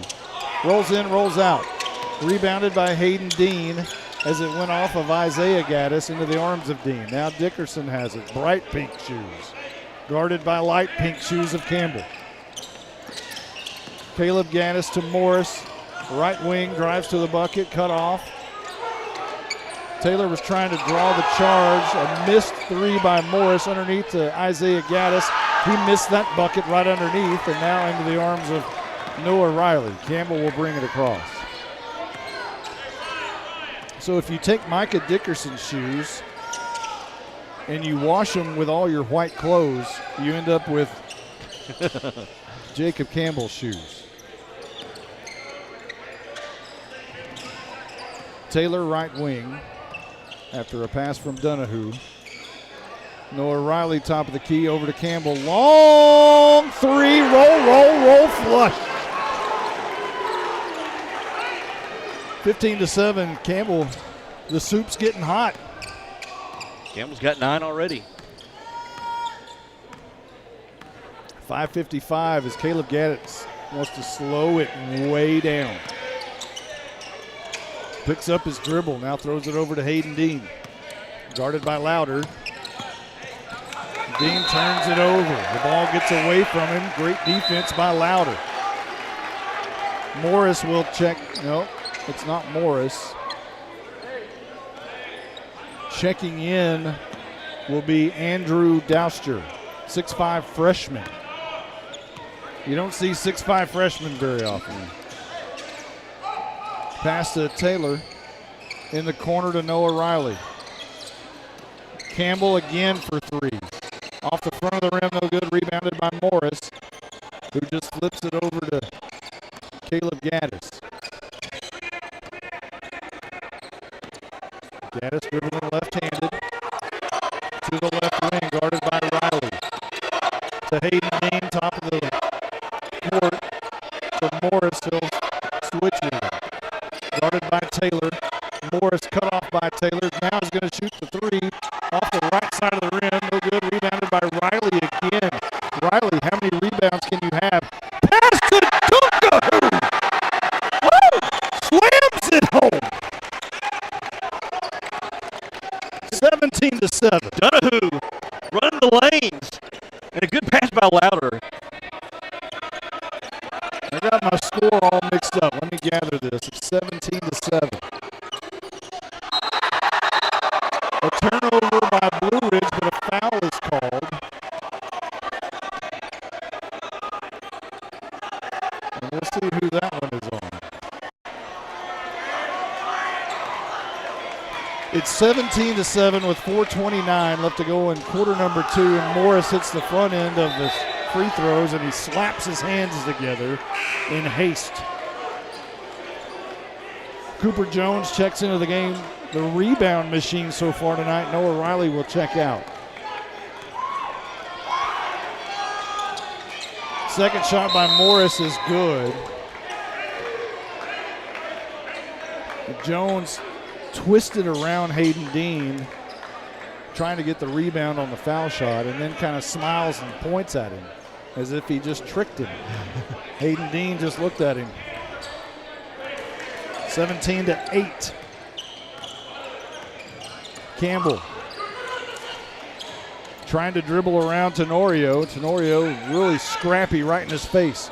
Down to Louder in the corner for three off the front of the rim. Rebounded by Jones. A nice pass to Donahue, and it's a Dunkahoo again. His second dunk in about a minute. Donahue flushing it down. Good pass by Jones. Great pass by Jones. Caleb Gaddis. Jones on him. Now Tenorio. Guarded by Campbell. He's very quick. He also has light pink shoes. That's the theme tonight. A pass underneath to Dickerson. Or Caleb Gaddis, rather. Reverse layup is good. 19-10. Campbell brings it across. 3:25 on the clock. Jones, top of the key. Taylor, left wing. Guarded by Caleb Gaddis. Louder, right wing, down in the corner, knocked away by Dickerson. Goes out of bounds, and Howe will retain possession. Taylor looks to be throwing it in. I'm sure he'll be trying to find Campbell, and he does. Right wing by Campbell, who tucks the ball underneath his left armpit. A great pass underneath to Donahue. He couldn't get the layup, however. It was blocked away, and Dean will bring it the other way. 2:56 on the clock here in quarter number 2. Dean trapped by Louder on the right wing. Caleb Gaddis to the corner. Micah Dickerson guarded by Taylor. Gets around him, drives baseline, puts it up, no good. Rebounded by Louder, gets it to Campbell. Quickly down the court. Through his legs is Campbell. Right elbow. Tenorio trying to steal it away from Campbell. Jones back to Campbell. Tenorio right in his face. Very quick. Good defender. Campbell goes around him, however, inside to Jones. Left-handed, no good. Gets his own rebound. Puts it up again. Jumper. That one's no good. I'm not sure Jones even looked where the bucket was. He just threw it up. It goes out of bounds, and Blue Ridge will have possession. Look, Jones is just, he's a football player playing basketball. I mean, that's what he is, and I mean that as a compliment. He is down there just to clean up. Wreaking havoc in the paint. And he does such a good job of it. Dickerson as Howe shows a press. They break it with Tenorio, left wing, drives through the middle of the lane, kicks it out to Dean over in the corner. That's Caleb Gaddis for three, front of the rim, no good. Rebounded by Donahue. Campbell, a long pass to Louder. In the corner on the left side. Howe moving to the bucket on the right side from our vantage point. Near the windows. Campbell in the corner, right side. Baseline jumper off the side of the backboard. Rebounded by Blue Ridge, and up the court goes Caleb Gaddis. 1:32 on the clock before half. A pass right wing, Tenorio. Comes to the middle of the floor. Over in the corner to Dickerson, back to Tenorio. Dribbles between his legs. Campbell swats it away from behind, but right in the arms of Dean. Dribbles right side, passes right elbow, throws it up, gets the shot, which does count and draws a foul. And who was that one on, J-Dub? Let's see. Saying Donahue. His first foul. Dean hits the back end, and it's a 6-point game. Campbell slows it down, 1:08 on the clock. Walks across the half-court line. Howe's bucket is by the windows. Louder, right wing. Pass attempt from Campbell to Taylor in the corner is swatted away by Dean, goes out of bounds. Coach Christensen telling the Tigers about how to line up on defense. Campbell underneath to Donahue. He puts it up. Wisely, he decided not to dunk it there. He didn't feel confident about the dunk, but he got the two. Yeah, he was right there, right underneath the goal, almost too far underneath the goal to try to dunk it, and did a good job of just laying it in. 21-13, back to an 8-point lead. 28 seconds left to go before the half. Dickerson top of the key to Hayden Dean, guarded by Louder. Dean cut off. Isaiah Gaddis back into the game. Dean thought about the three. Inside to Gaddis, and he draws the foul on Donahue. That's his second. It's almost hard not to foul Isaiah Gaddis. We talk about a football player playing basketball. Dickerson, a lob pass into Dickerson, Gaddis rather. He can't connect on it. Rebounded by Donahue. Campbell goes down the floor quickly. On Dean, 4 seconds. Campbell tries to draw the foul, can't get that. Puts it off the glass, can't get that. Cooper Jones puts it up, and they're going to say no. It did not go through in time. The official says no, and I think that's the correct call. Unfortunately, I think he's right. I think Jones damned out the rebound, put it up just as the buzzer went off. So our halftime score, 21-13, with the Howe Bulldogs in the lead, needing to win these next two for a shot at the playoffs, or to at least grab the playoffs. And so far, they're on their merry way. Yeah, how nice to have a guy like Jacob Campbell in there who can handle the ball and then have a legitimate inside threat in Parker Donahue. We've got a halftime guest. Have a seat, Coach. I've been sitting too long. So let me turn that mic on. We have a very special halftime guest, a longtime head coach of the Howe basketball Bulldogs, Buck Rose, Tim Rose. How's it going? It's going great. We got the lead. It's a good game going right It is a good game. Let me make sure your mic is up. There we go. How about that? Hey, so big news last week was that Jacob Campbell went over the 1,500-point mark, is now second all-time, and he splits the two guys that were 1 and 2 that you coached. Talk about how special those two guys were. And that's Dwayne Emmons and Colin Mangrum. Dwayne Emmons, Colin Mangrum, the 2-point guards that played for me back in the day, both great players. Played since they were freshmen. It's just like Jacob's doing this year. It's his 4th year being on the varsity. Those guys played all 4 years on the varsity. Both Dwayne and Colin were all-state performers. I believe Colin was all-state his junior and senior year. Dwayne was all-state his senior year. Those guys were just really tremendous basketball players. Now, if you could put, from your 24 years, 5 guys on the floor. Oh, that's easy. Okay. Let's That's see. easy. It's Dwayne, Colin, Jacob, Kevin Brooks, and Justin Howerton. Wow. I think you might be in Austin or San Antonio, wherever they play now. I think you might make it. Yeah, those 5 guys can play. They could play alternate positions. So we're having some fun over here with Donahue, and we're calling him Dunkahoo after this first half. You had a guy that was similar to that. Talk Yes, I about did. that. Yes, Justin Howerton. He was about the same size as Parker is his junior year. Justin may have been a little bit stronger, but Parker jumps really well. He's got a lot of springs. Yeah, and he doesn't have any problem with the dunk. I mean, it's not like No. he's struggling to get it over. No, he doesn't struggle at all. He does not. If he catches his feet are under him, it's going to get dunked. So this team started off real well in the season. They're still playing well. They got a lot of wins. Last week was tough. They ran into, Bells played lights out. Well, that's what you're going to run into when you're sitting at the top of the heap, like we were in first place, tied for first or whatever it was. You get everybody's best game, and in this district, from what I've seen all the district ball games that we've played. You better be ready, or you're going to get beat. Yeah. Bells brought it when they came over here last week, and then Tuesday night was just a heartbreaker.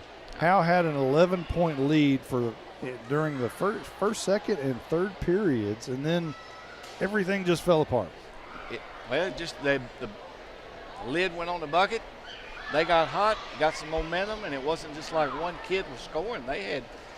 I think they hit 3 threes in the last minute and a half, and there were 3 different kids ahead of them. So they just got on a roll, and we kind of got her dauber down a little bit. You could see that. The kids kind of hung their head a little bit, but they kept fighting. Okay, that's all you can ask. As a veteran coach, what do you tell this type of team in this position, where they're hanging on to fight for a playoff spot? What do you tell them when they hang their head after a game like that? No, you got to forget that game. You got to play the next game. You got to get ready the next week. That's water under the bridge. There's nothing you can do about it right now. Work to get better each week because there's an end goal in mind, and that's where your focus has to be. How good can this team be? Oh, they could do whatever they wanted to do. I mean, if they get on a roll, they can play. There's no doubt this bunch can play the game, but you just got to get a little momentum. The team that Colin played on, they just built on that momentum. I mean, they got the playoffs, and it was lights out to that last game. And we didn't shoot very well in Austin.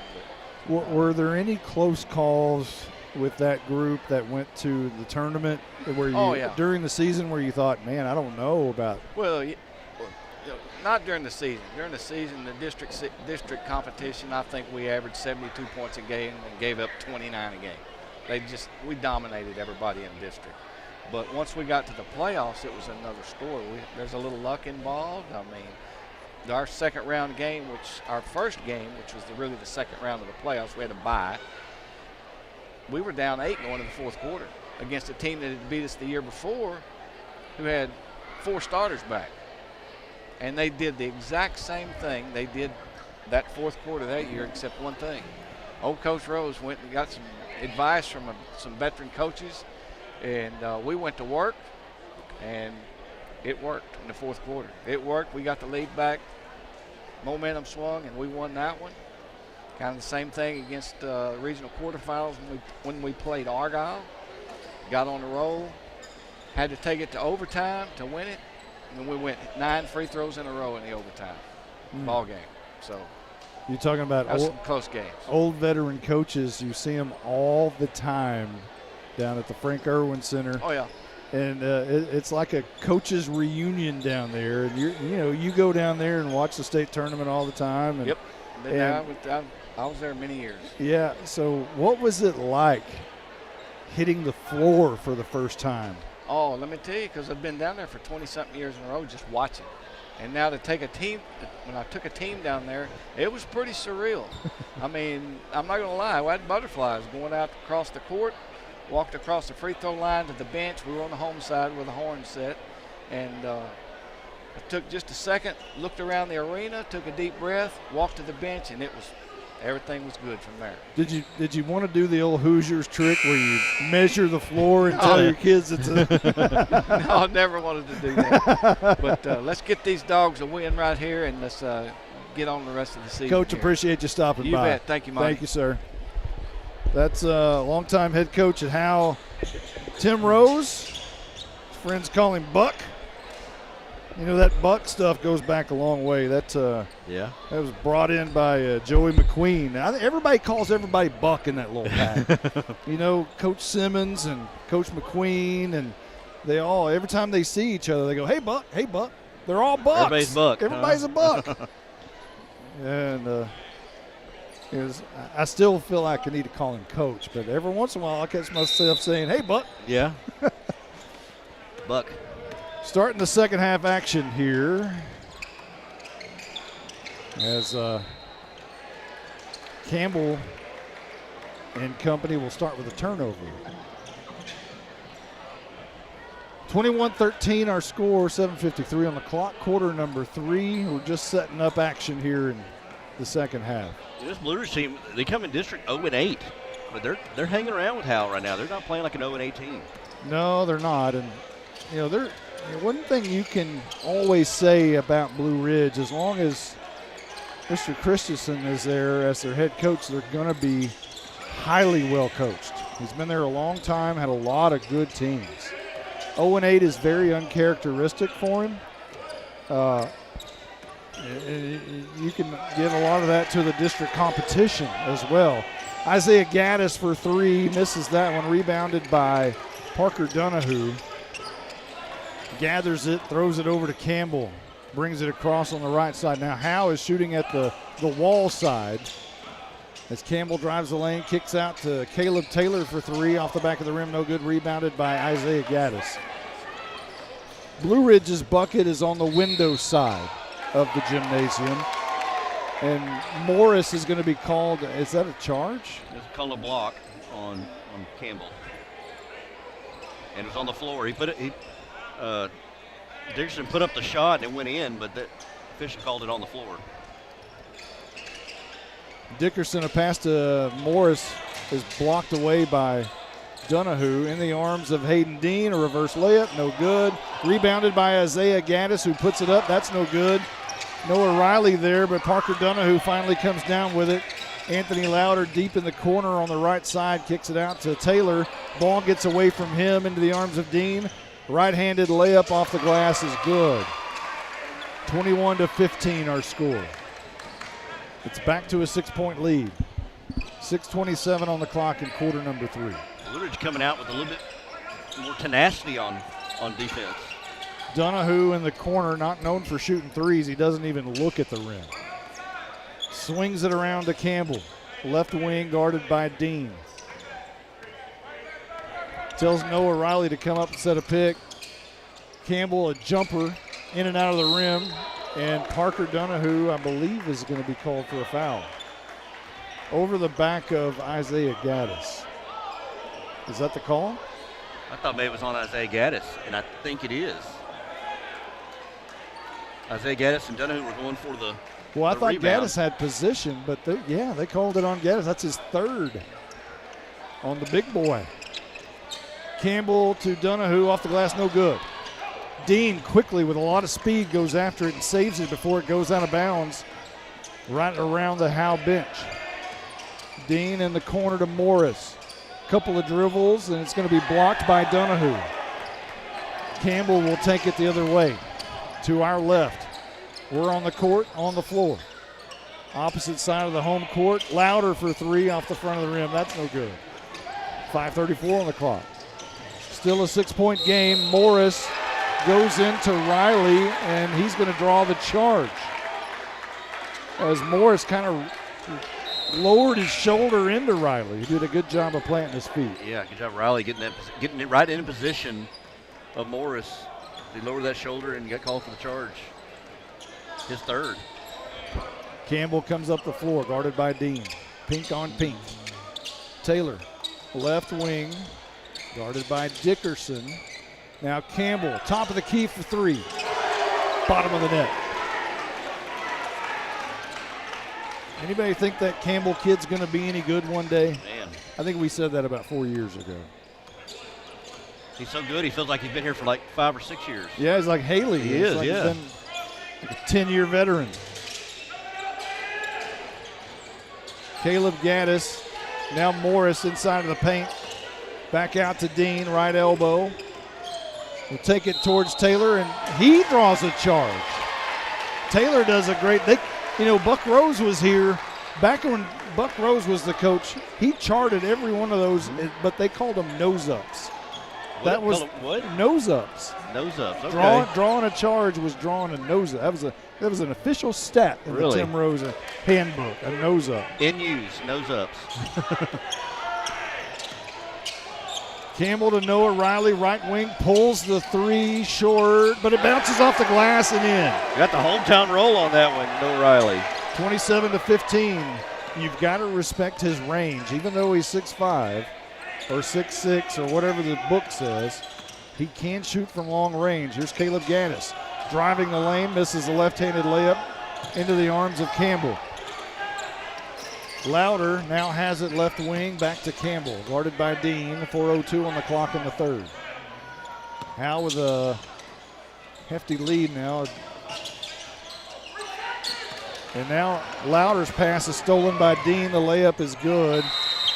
And was that a foul? I think this is a timeout. Okay. So it's a 10-point lead for Howe with 3:48. And that was one thing you've got to respect for Blue Ridge is they have some speedsters out there. They do. I mean, Hayden Dean can fly. Tenorio is just as quick as a rat. Mm-hmm. It was interesting. Blue Ridge, they scored on that turnover. Dean did, and then Blue Ridge called the timeout. I would almost think that'd be a time to keep your momentum a little bit. It is a 10-point lead for Howe, who desperately needs to win tonight and just keep winning. Next game against Leonard, I believe. Yes. And Leonard is not an easy place to play. Yeah.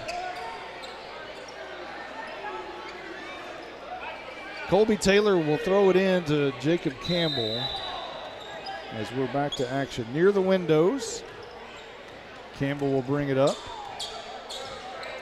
Crosses half court. Hayden Dean meets him there. Louder to Noah Riley. To Campbell, who has Dean steal it from him. Into the arms and underneath, and Dickerson finally has it. He'll get it to Caleb Gaddis. Dribbles across the line. Noah Riley's going to meet him there.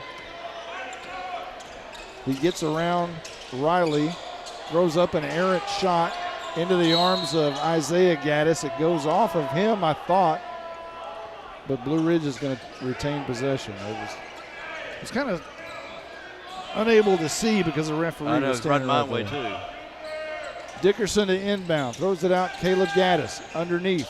Dickerson's right there and puts it off the glass. 27-19 with 3:08 left to go in quarter number 3. 8-point lead for Howe. The ball in Campbell's hands now to Louder. High post to Cooper Jones. Swings it over to Campbell. Right wing backs up a little bit. One-on-one with Dean. And Campbell's going to be called for a charge there as he kind of wrapped his arm around Dean as he went around him. Yeah, kind of, and we've seen Campbell do that. He used that off arm, whether he's left or right, and kind of use it to kind of hook his defender. And he's trying to go around him. He got called for it. Caleb Gaddis dribbling left-handed, now right to the right wing, picks up his dribble. Noah Riley guarding. Long pass over to Hayden Dean. Left wing.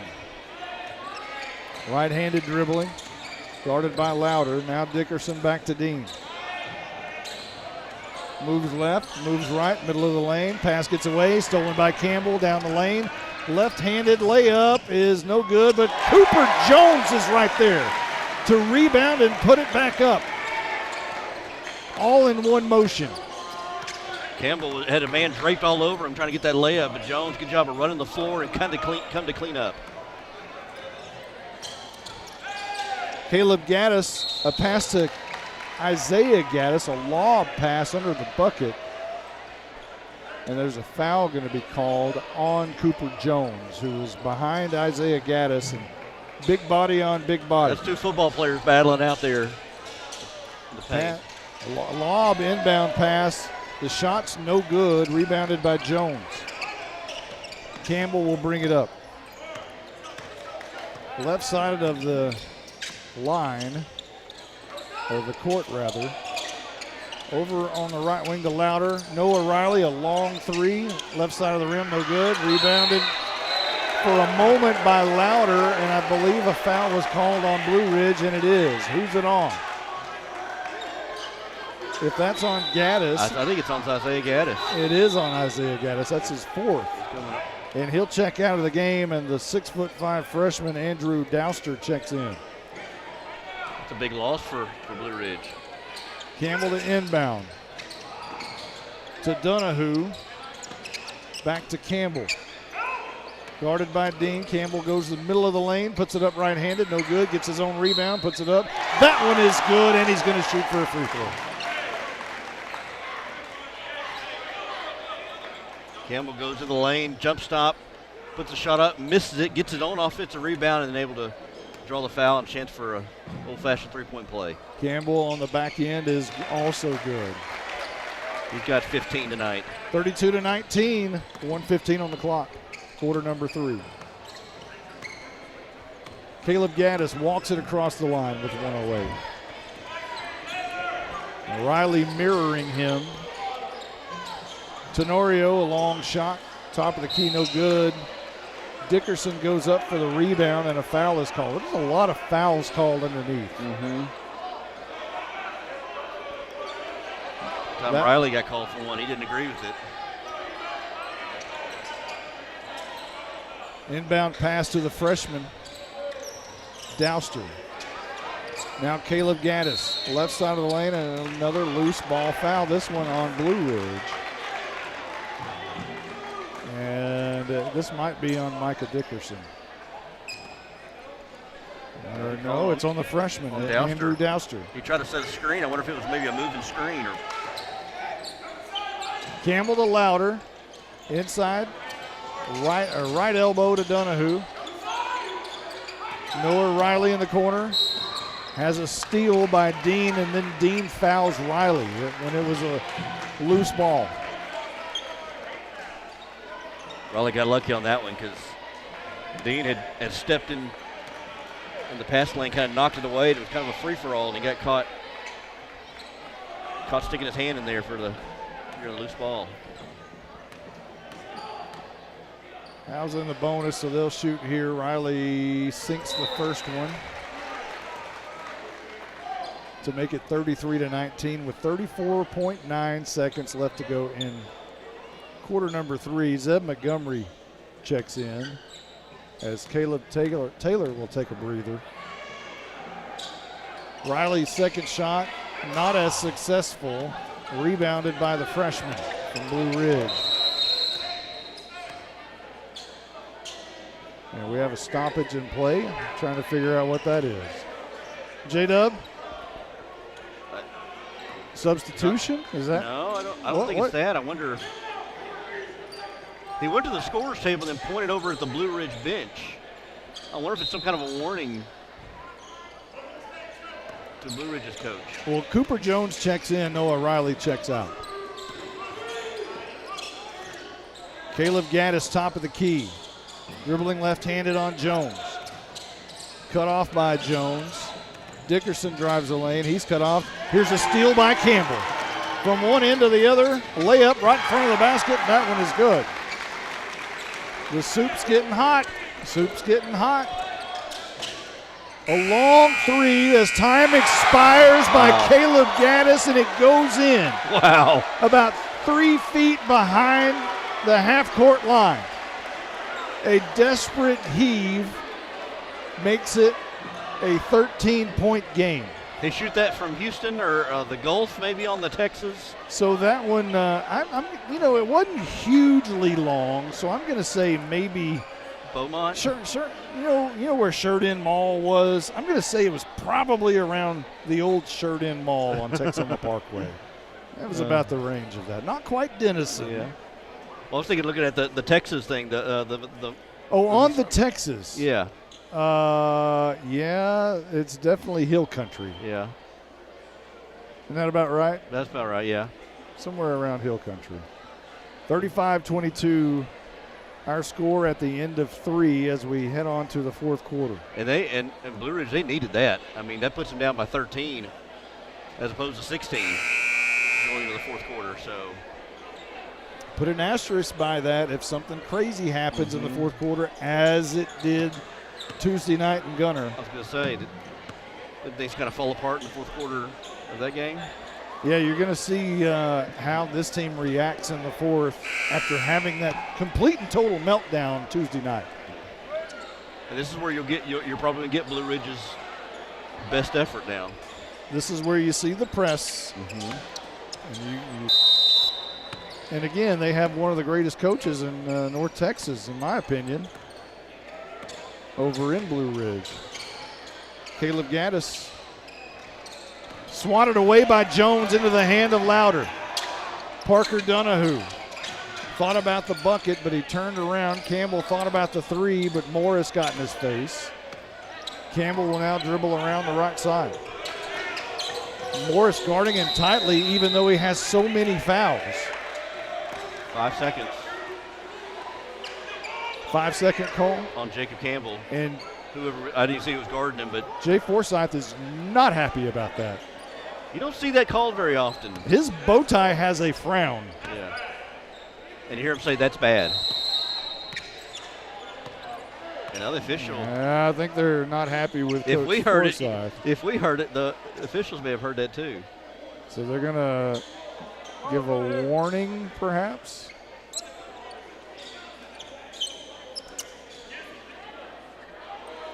It's like you just said, that's bad. That's all I said. That's bad. So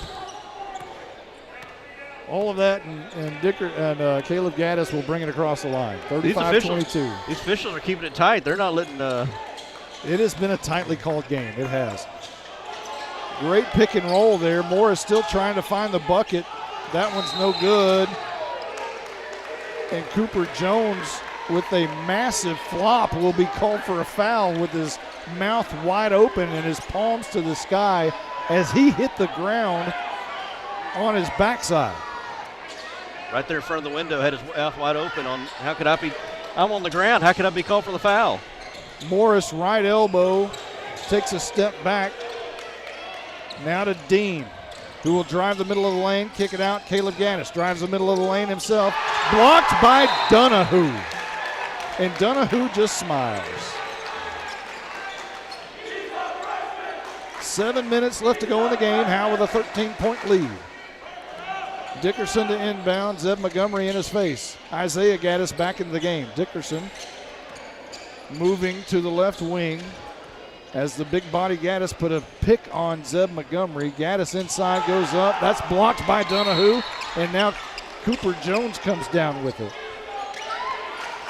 And now is Jones called for another foul there? I think Isaiah Gaddis was. And that may be it for Gaddis. Isaiah Gaddis. I think that's his fifth foul. So I think. So the big bodies, Cooper Jones and Isaiah Gaddis, it's no secret, both of them foul a lot because they're just aggressive. Both of them, I think they might sleep with shoulder pads on. They're the epitome of bulls in china closets. I mean, they just play rough on a basketball court. Gaddis will be playing college football. He has 12 points per game and 8 rebounds a game, a 3-year starter. It's kind of fun to watch, though, watch those two guys just battle. It's not like he's just a football player. I mean, you look at those numbers. That's a good basketball numbers. Here's Campbell just inside the three-point lane, rattles in and out. Rebounded by Zeb Montgomery, who puts it back up. And a big smile from Zeb. Right place, right time. Nobody blocked him out, and he's able to get the putback. Zeb Montgomery with some height himself, about 6'4" or so. Dean turns the corner, throws it underneath to Morris, who traveled. No, I take that back. Dean did it himself, and he traveled. Yeah, Dean traveled. He drove baseline, tried to do a spin move, and he took too many steps somewhere in there. With 6:05 on the clock, Noah Riley checks into the game. Anthony Louder checks out. As Campbell threw it into him, he had a big grin on his face. Corner, Caleb Taylor thought about the long jumper inside to Riley. Puts it up off the glass into the bucket. 39-22, and Howe's starting to roll a little bit here with a 17-point lead. 5:39 on the clock. Blue Ridge taking their time. They don't have time to take time. They need to go to the basket. Left elbow jumper for Caleb Gaddis off the glass is good. He's the only Gaddis left in the game. 5:23. Campbell comes across, throws to Montgomery, brings it out right wing. Campbell, or left wing rather. Here's Campbell at right wing. A running jumper is blocked by Caleb Gaddis, and a foul is called.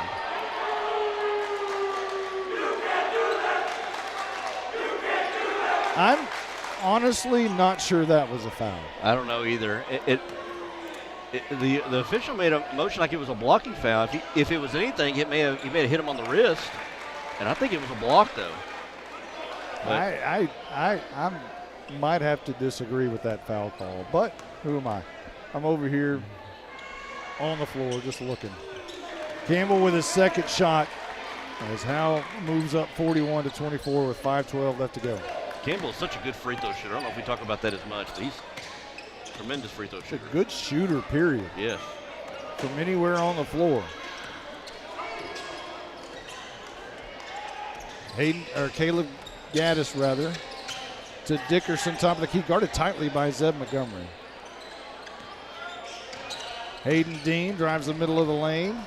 Up off the glass, no good, but a foul's going to be called on Caleb Taylor. He likes to foul too. Well, what you're doing now, fouling, you're up 17 as you're stopping the clock. You give Blue Red a chance to get points here with the clock stopped. Hayden Dean makes the front end of the two shots. 41-25.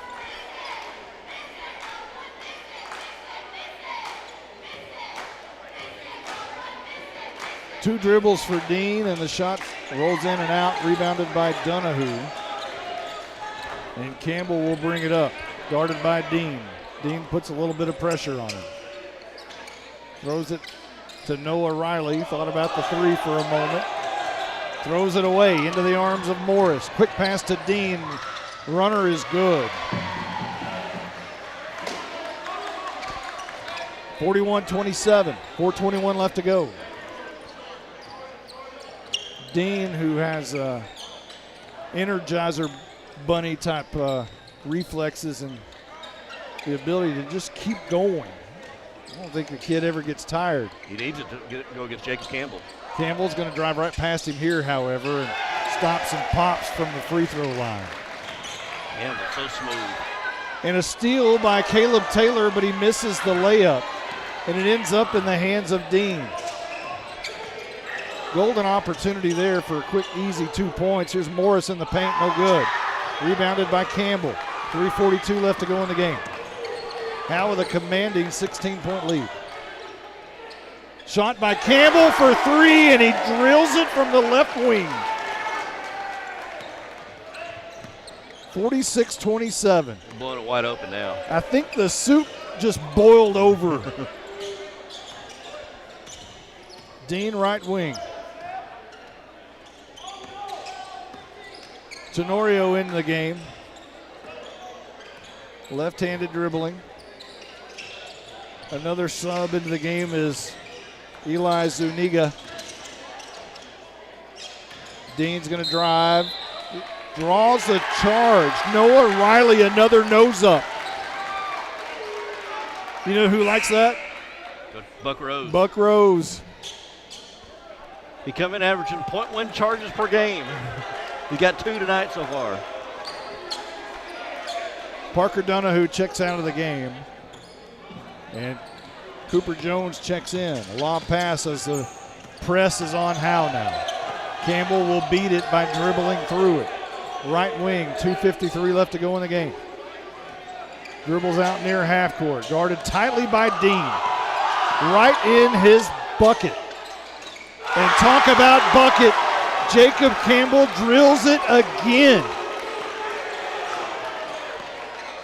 The soup went over. He's got the pan. 27 according to my unofficial stats. There's soup all over the place. Tenorio, and now Zuniga for 3. No good. Rebounded by Riley. Campbell will bring it up, 2:15. Taylor, now a pass to Noah Riley, top of the key. Campbell all alone, 3. You bet.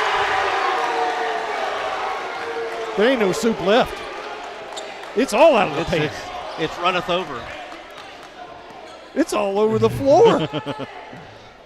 153.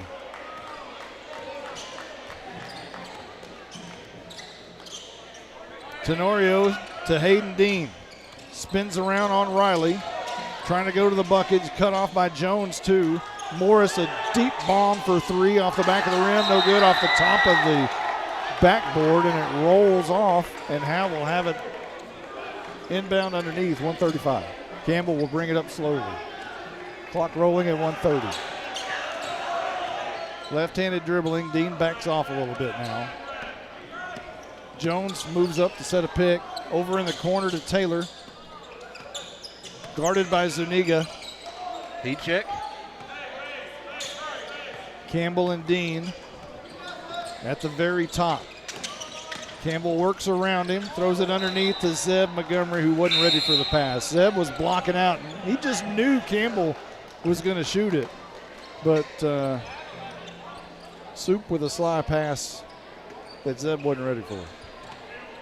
Campbell is almost like looking like Luka out there, just facilitating the offense, shooting threes, and then dishing off to his teammates. That time Montgomery, as you said, wasn't ready for it. Caleb Gaddis into the game, running the point. Over in the corner to Dickerson, back to Gaddis. Moves to the left side, they switch, and now Gaddis for a 3. Off the front of the rim, no good. Noah Riley skies for the rebound, brings it down. We have less than a minute left. 39 seconds. Howe with a commanding 52-27 lead.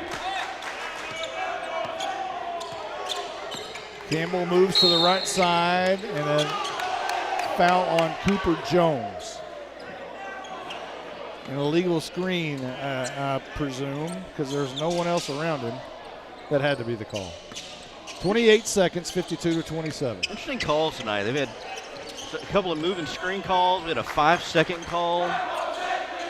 Final 20 seconds of seeing Jacob Campbell on this floor here at Howe High School. Long 3, no good. Rebounded by Campbell. 12 seconds, he'll walk, dribbling towards the half-court line. Shaking his hand is Coach Christensen from Blue Ridge. The time has expired. Campbell gives a high five to Caleb Gaddis. And the Howe Bulldogs have won 52-27 on senior night. The final time you'll see Campbell and Jones and Noah Riley and Zeb Montgomery and Caleb Taylor on the floor here at Howe High School. You think about next year, like what, of course, we're not done with this year, obviously, but being senior night, I mean, what is this team going to do without Jacob Campbell? I mean, that is going to be a big hole to fill. And you worry about that problem next year, but so think about the ball handle. How would the Kansas City Chiefs be without Patrick Mahomes? That's kind of what we're talking about, huh? That's what we're talking about. Yeah. I mean, you still got Swift's boyfriend, Kelsey. but if you take Mahomes out of the mix, because you're still going to have Parker Donahue, but maybe the man. We don't want to talk about that with Coach Forsyth right now, but oops. Gosh, I hope. Let's bring Coach Forsyth up. Coach, congratulations on the big 52-27 win. Yes, sir. That was a good win for us. It's always a really tough middle game against Blue Ridge, and our boys handled it really well tonight, especially on senior night. It was good to see those boys to get a good win on senior night. In the first half, we've got a new nickname for Parker Dunkahoo. Dunkahoo, there you go. How fun is that to watch and be able to? I mean, it's not like he struggles at all to cram it home. I mean, it's easy peasy for him. Right, yes, it is. It's fun to see kids dunk, and especially I think it's been a long time since that's happened here at Howe, and so for them to get to experience that, even the guys that can't dunk get so excited to see when a dunk happens, and it's so fun to see the crowd get involved. So outside, I think the story of just about every game is the shooting capacity and the wherewithal to see the floor of Jacob Campbell. How important was he tonight, and how important has he been all year? How's he been for 4 years? There you go. That's a better, definitely better question there. Just huge. I mean, you're talking about a guy that's scored over close to probably over 1,600 points now since he went over 15 a few games ago. But he's getting close on 16 now, and pushing his was he second in the all-time school? Yep. Second all-time in the school. I don't know if he'll reach the first, but I know he'll probably solidify second really well. So. He may get close. I don't know. Depending on how far we go in the playoffs, I hope we go pretty far and hope he does break it. So, Coach, you talked about during football season there at the end, you were talking about wanting to run it a little bit more.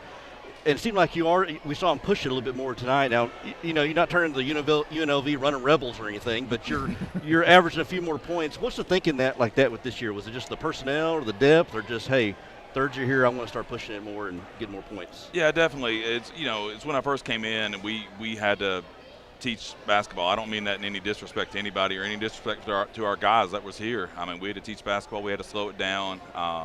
Didn't have the ability to play as quick, but with the guys we have now, I mean, you're talking about a lot of guys who have played a lot of minutes in 4 years, whether it's, on the JV level or even up at the varsity level. Because you think about Jacob's been all 4 years on varsity. Coop's been 3 years on varsity. Taylor is now on his second. Anthony is on his second. So Noah's on his second. So you're looking at a lot of guys with a lot of game experience, and so we can push it. Plus, when you have a big that you can run from rim to rim and it's a threat, it opens up a lot as well. What about the matchup tonight with Cooper Jones and Isaiah Gaddis? Those are two big boys. We said I think they sleep with shoulder pads on. Two big bodies down there banging in the post, and it was good to see. I mean, I'm glad we won. I think we won the rebounding battle tonight with them. Isaiah's a good rebounder, and he has been for all 4 years. And, 15 for them is a good rebounder too. And we kept them off the boards and did what we needed to do to win. So it was good stuff. Playoff scenario. I think we're close to it. We need one more out of the next two, and I think we'll be 8-4. Well, if we, split the next two, I don't want to. I want to go ahead and win it out. Maybe even put us in a position for a tie for second with the loser of the Pottsboro-Gunner game. Or if we can get some help from some friends down the road over at Leonard, and they can sneak up on one of those two as well. May end up in a three-way tie for something like that. So there's a lot to play for. I think one more win definitely gets us in. I think we're pretty close to. I think we would probably be in right now. Say we drop the last two, and I don't want to talk about that, but put you at 7-5. I think 7-5 gets in. I think 8-4 definitely gets in. You win the next two, and you're definitely in, and you're looking at possibly a tie for first or a tie for second at least. Coach, always appreciate it. We enjoyed watching some Howe Bulldog basketball tonight. It was fun. Thank y'all for being here. It was a fun game, fun atmosphere, and I'm glad the seniors got to go out with a win. Yeah, and any family listening back home? That I don't know. I have no idea. I didn't get to talk to anybody today. I've been so just scouting. We'll send them the link. For real. Thank y'all. Thank y'all so much. Appreciate it. Congratulations on the win. Yes, sir. That's Coach Jay Forsyth, head coach of the Howe Bulldogs, as he goes to talk to his team. We're going to wrap this one up, Justin. What's your totals on points tonight before we do so?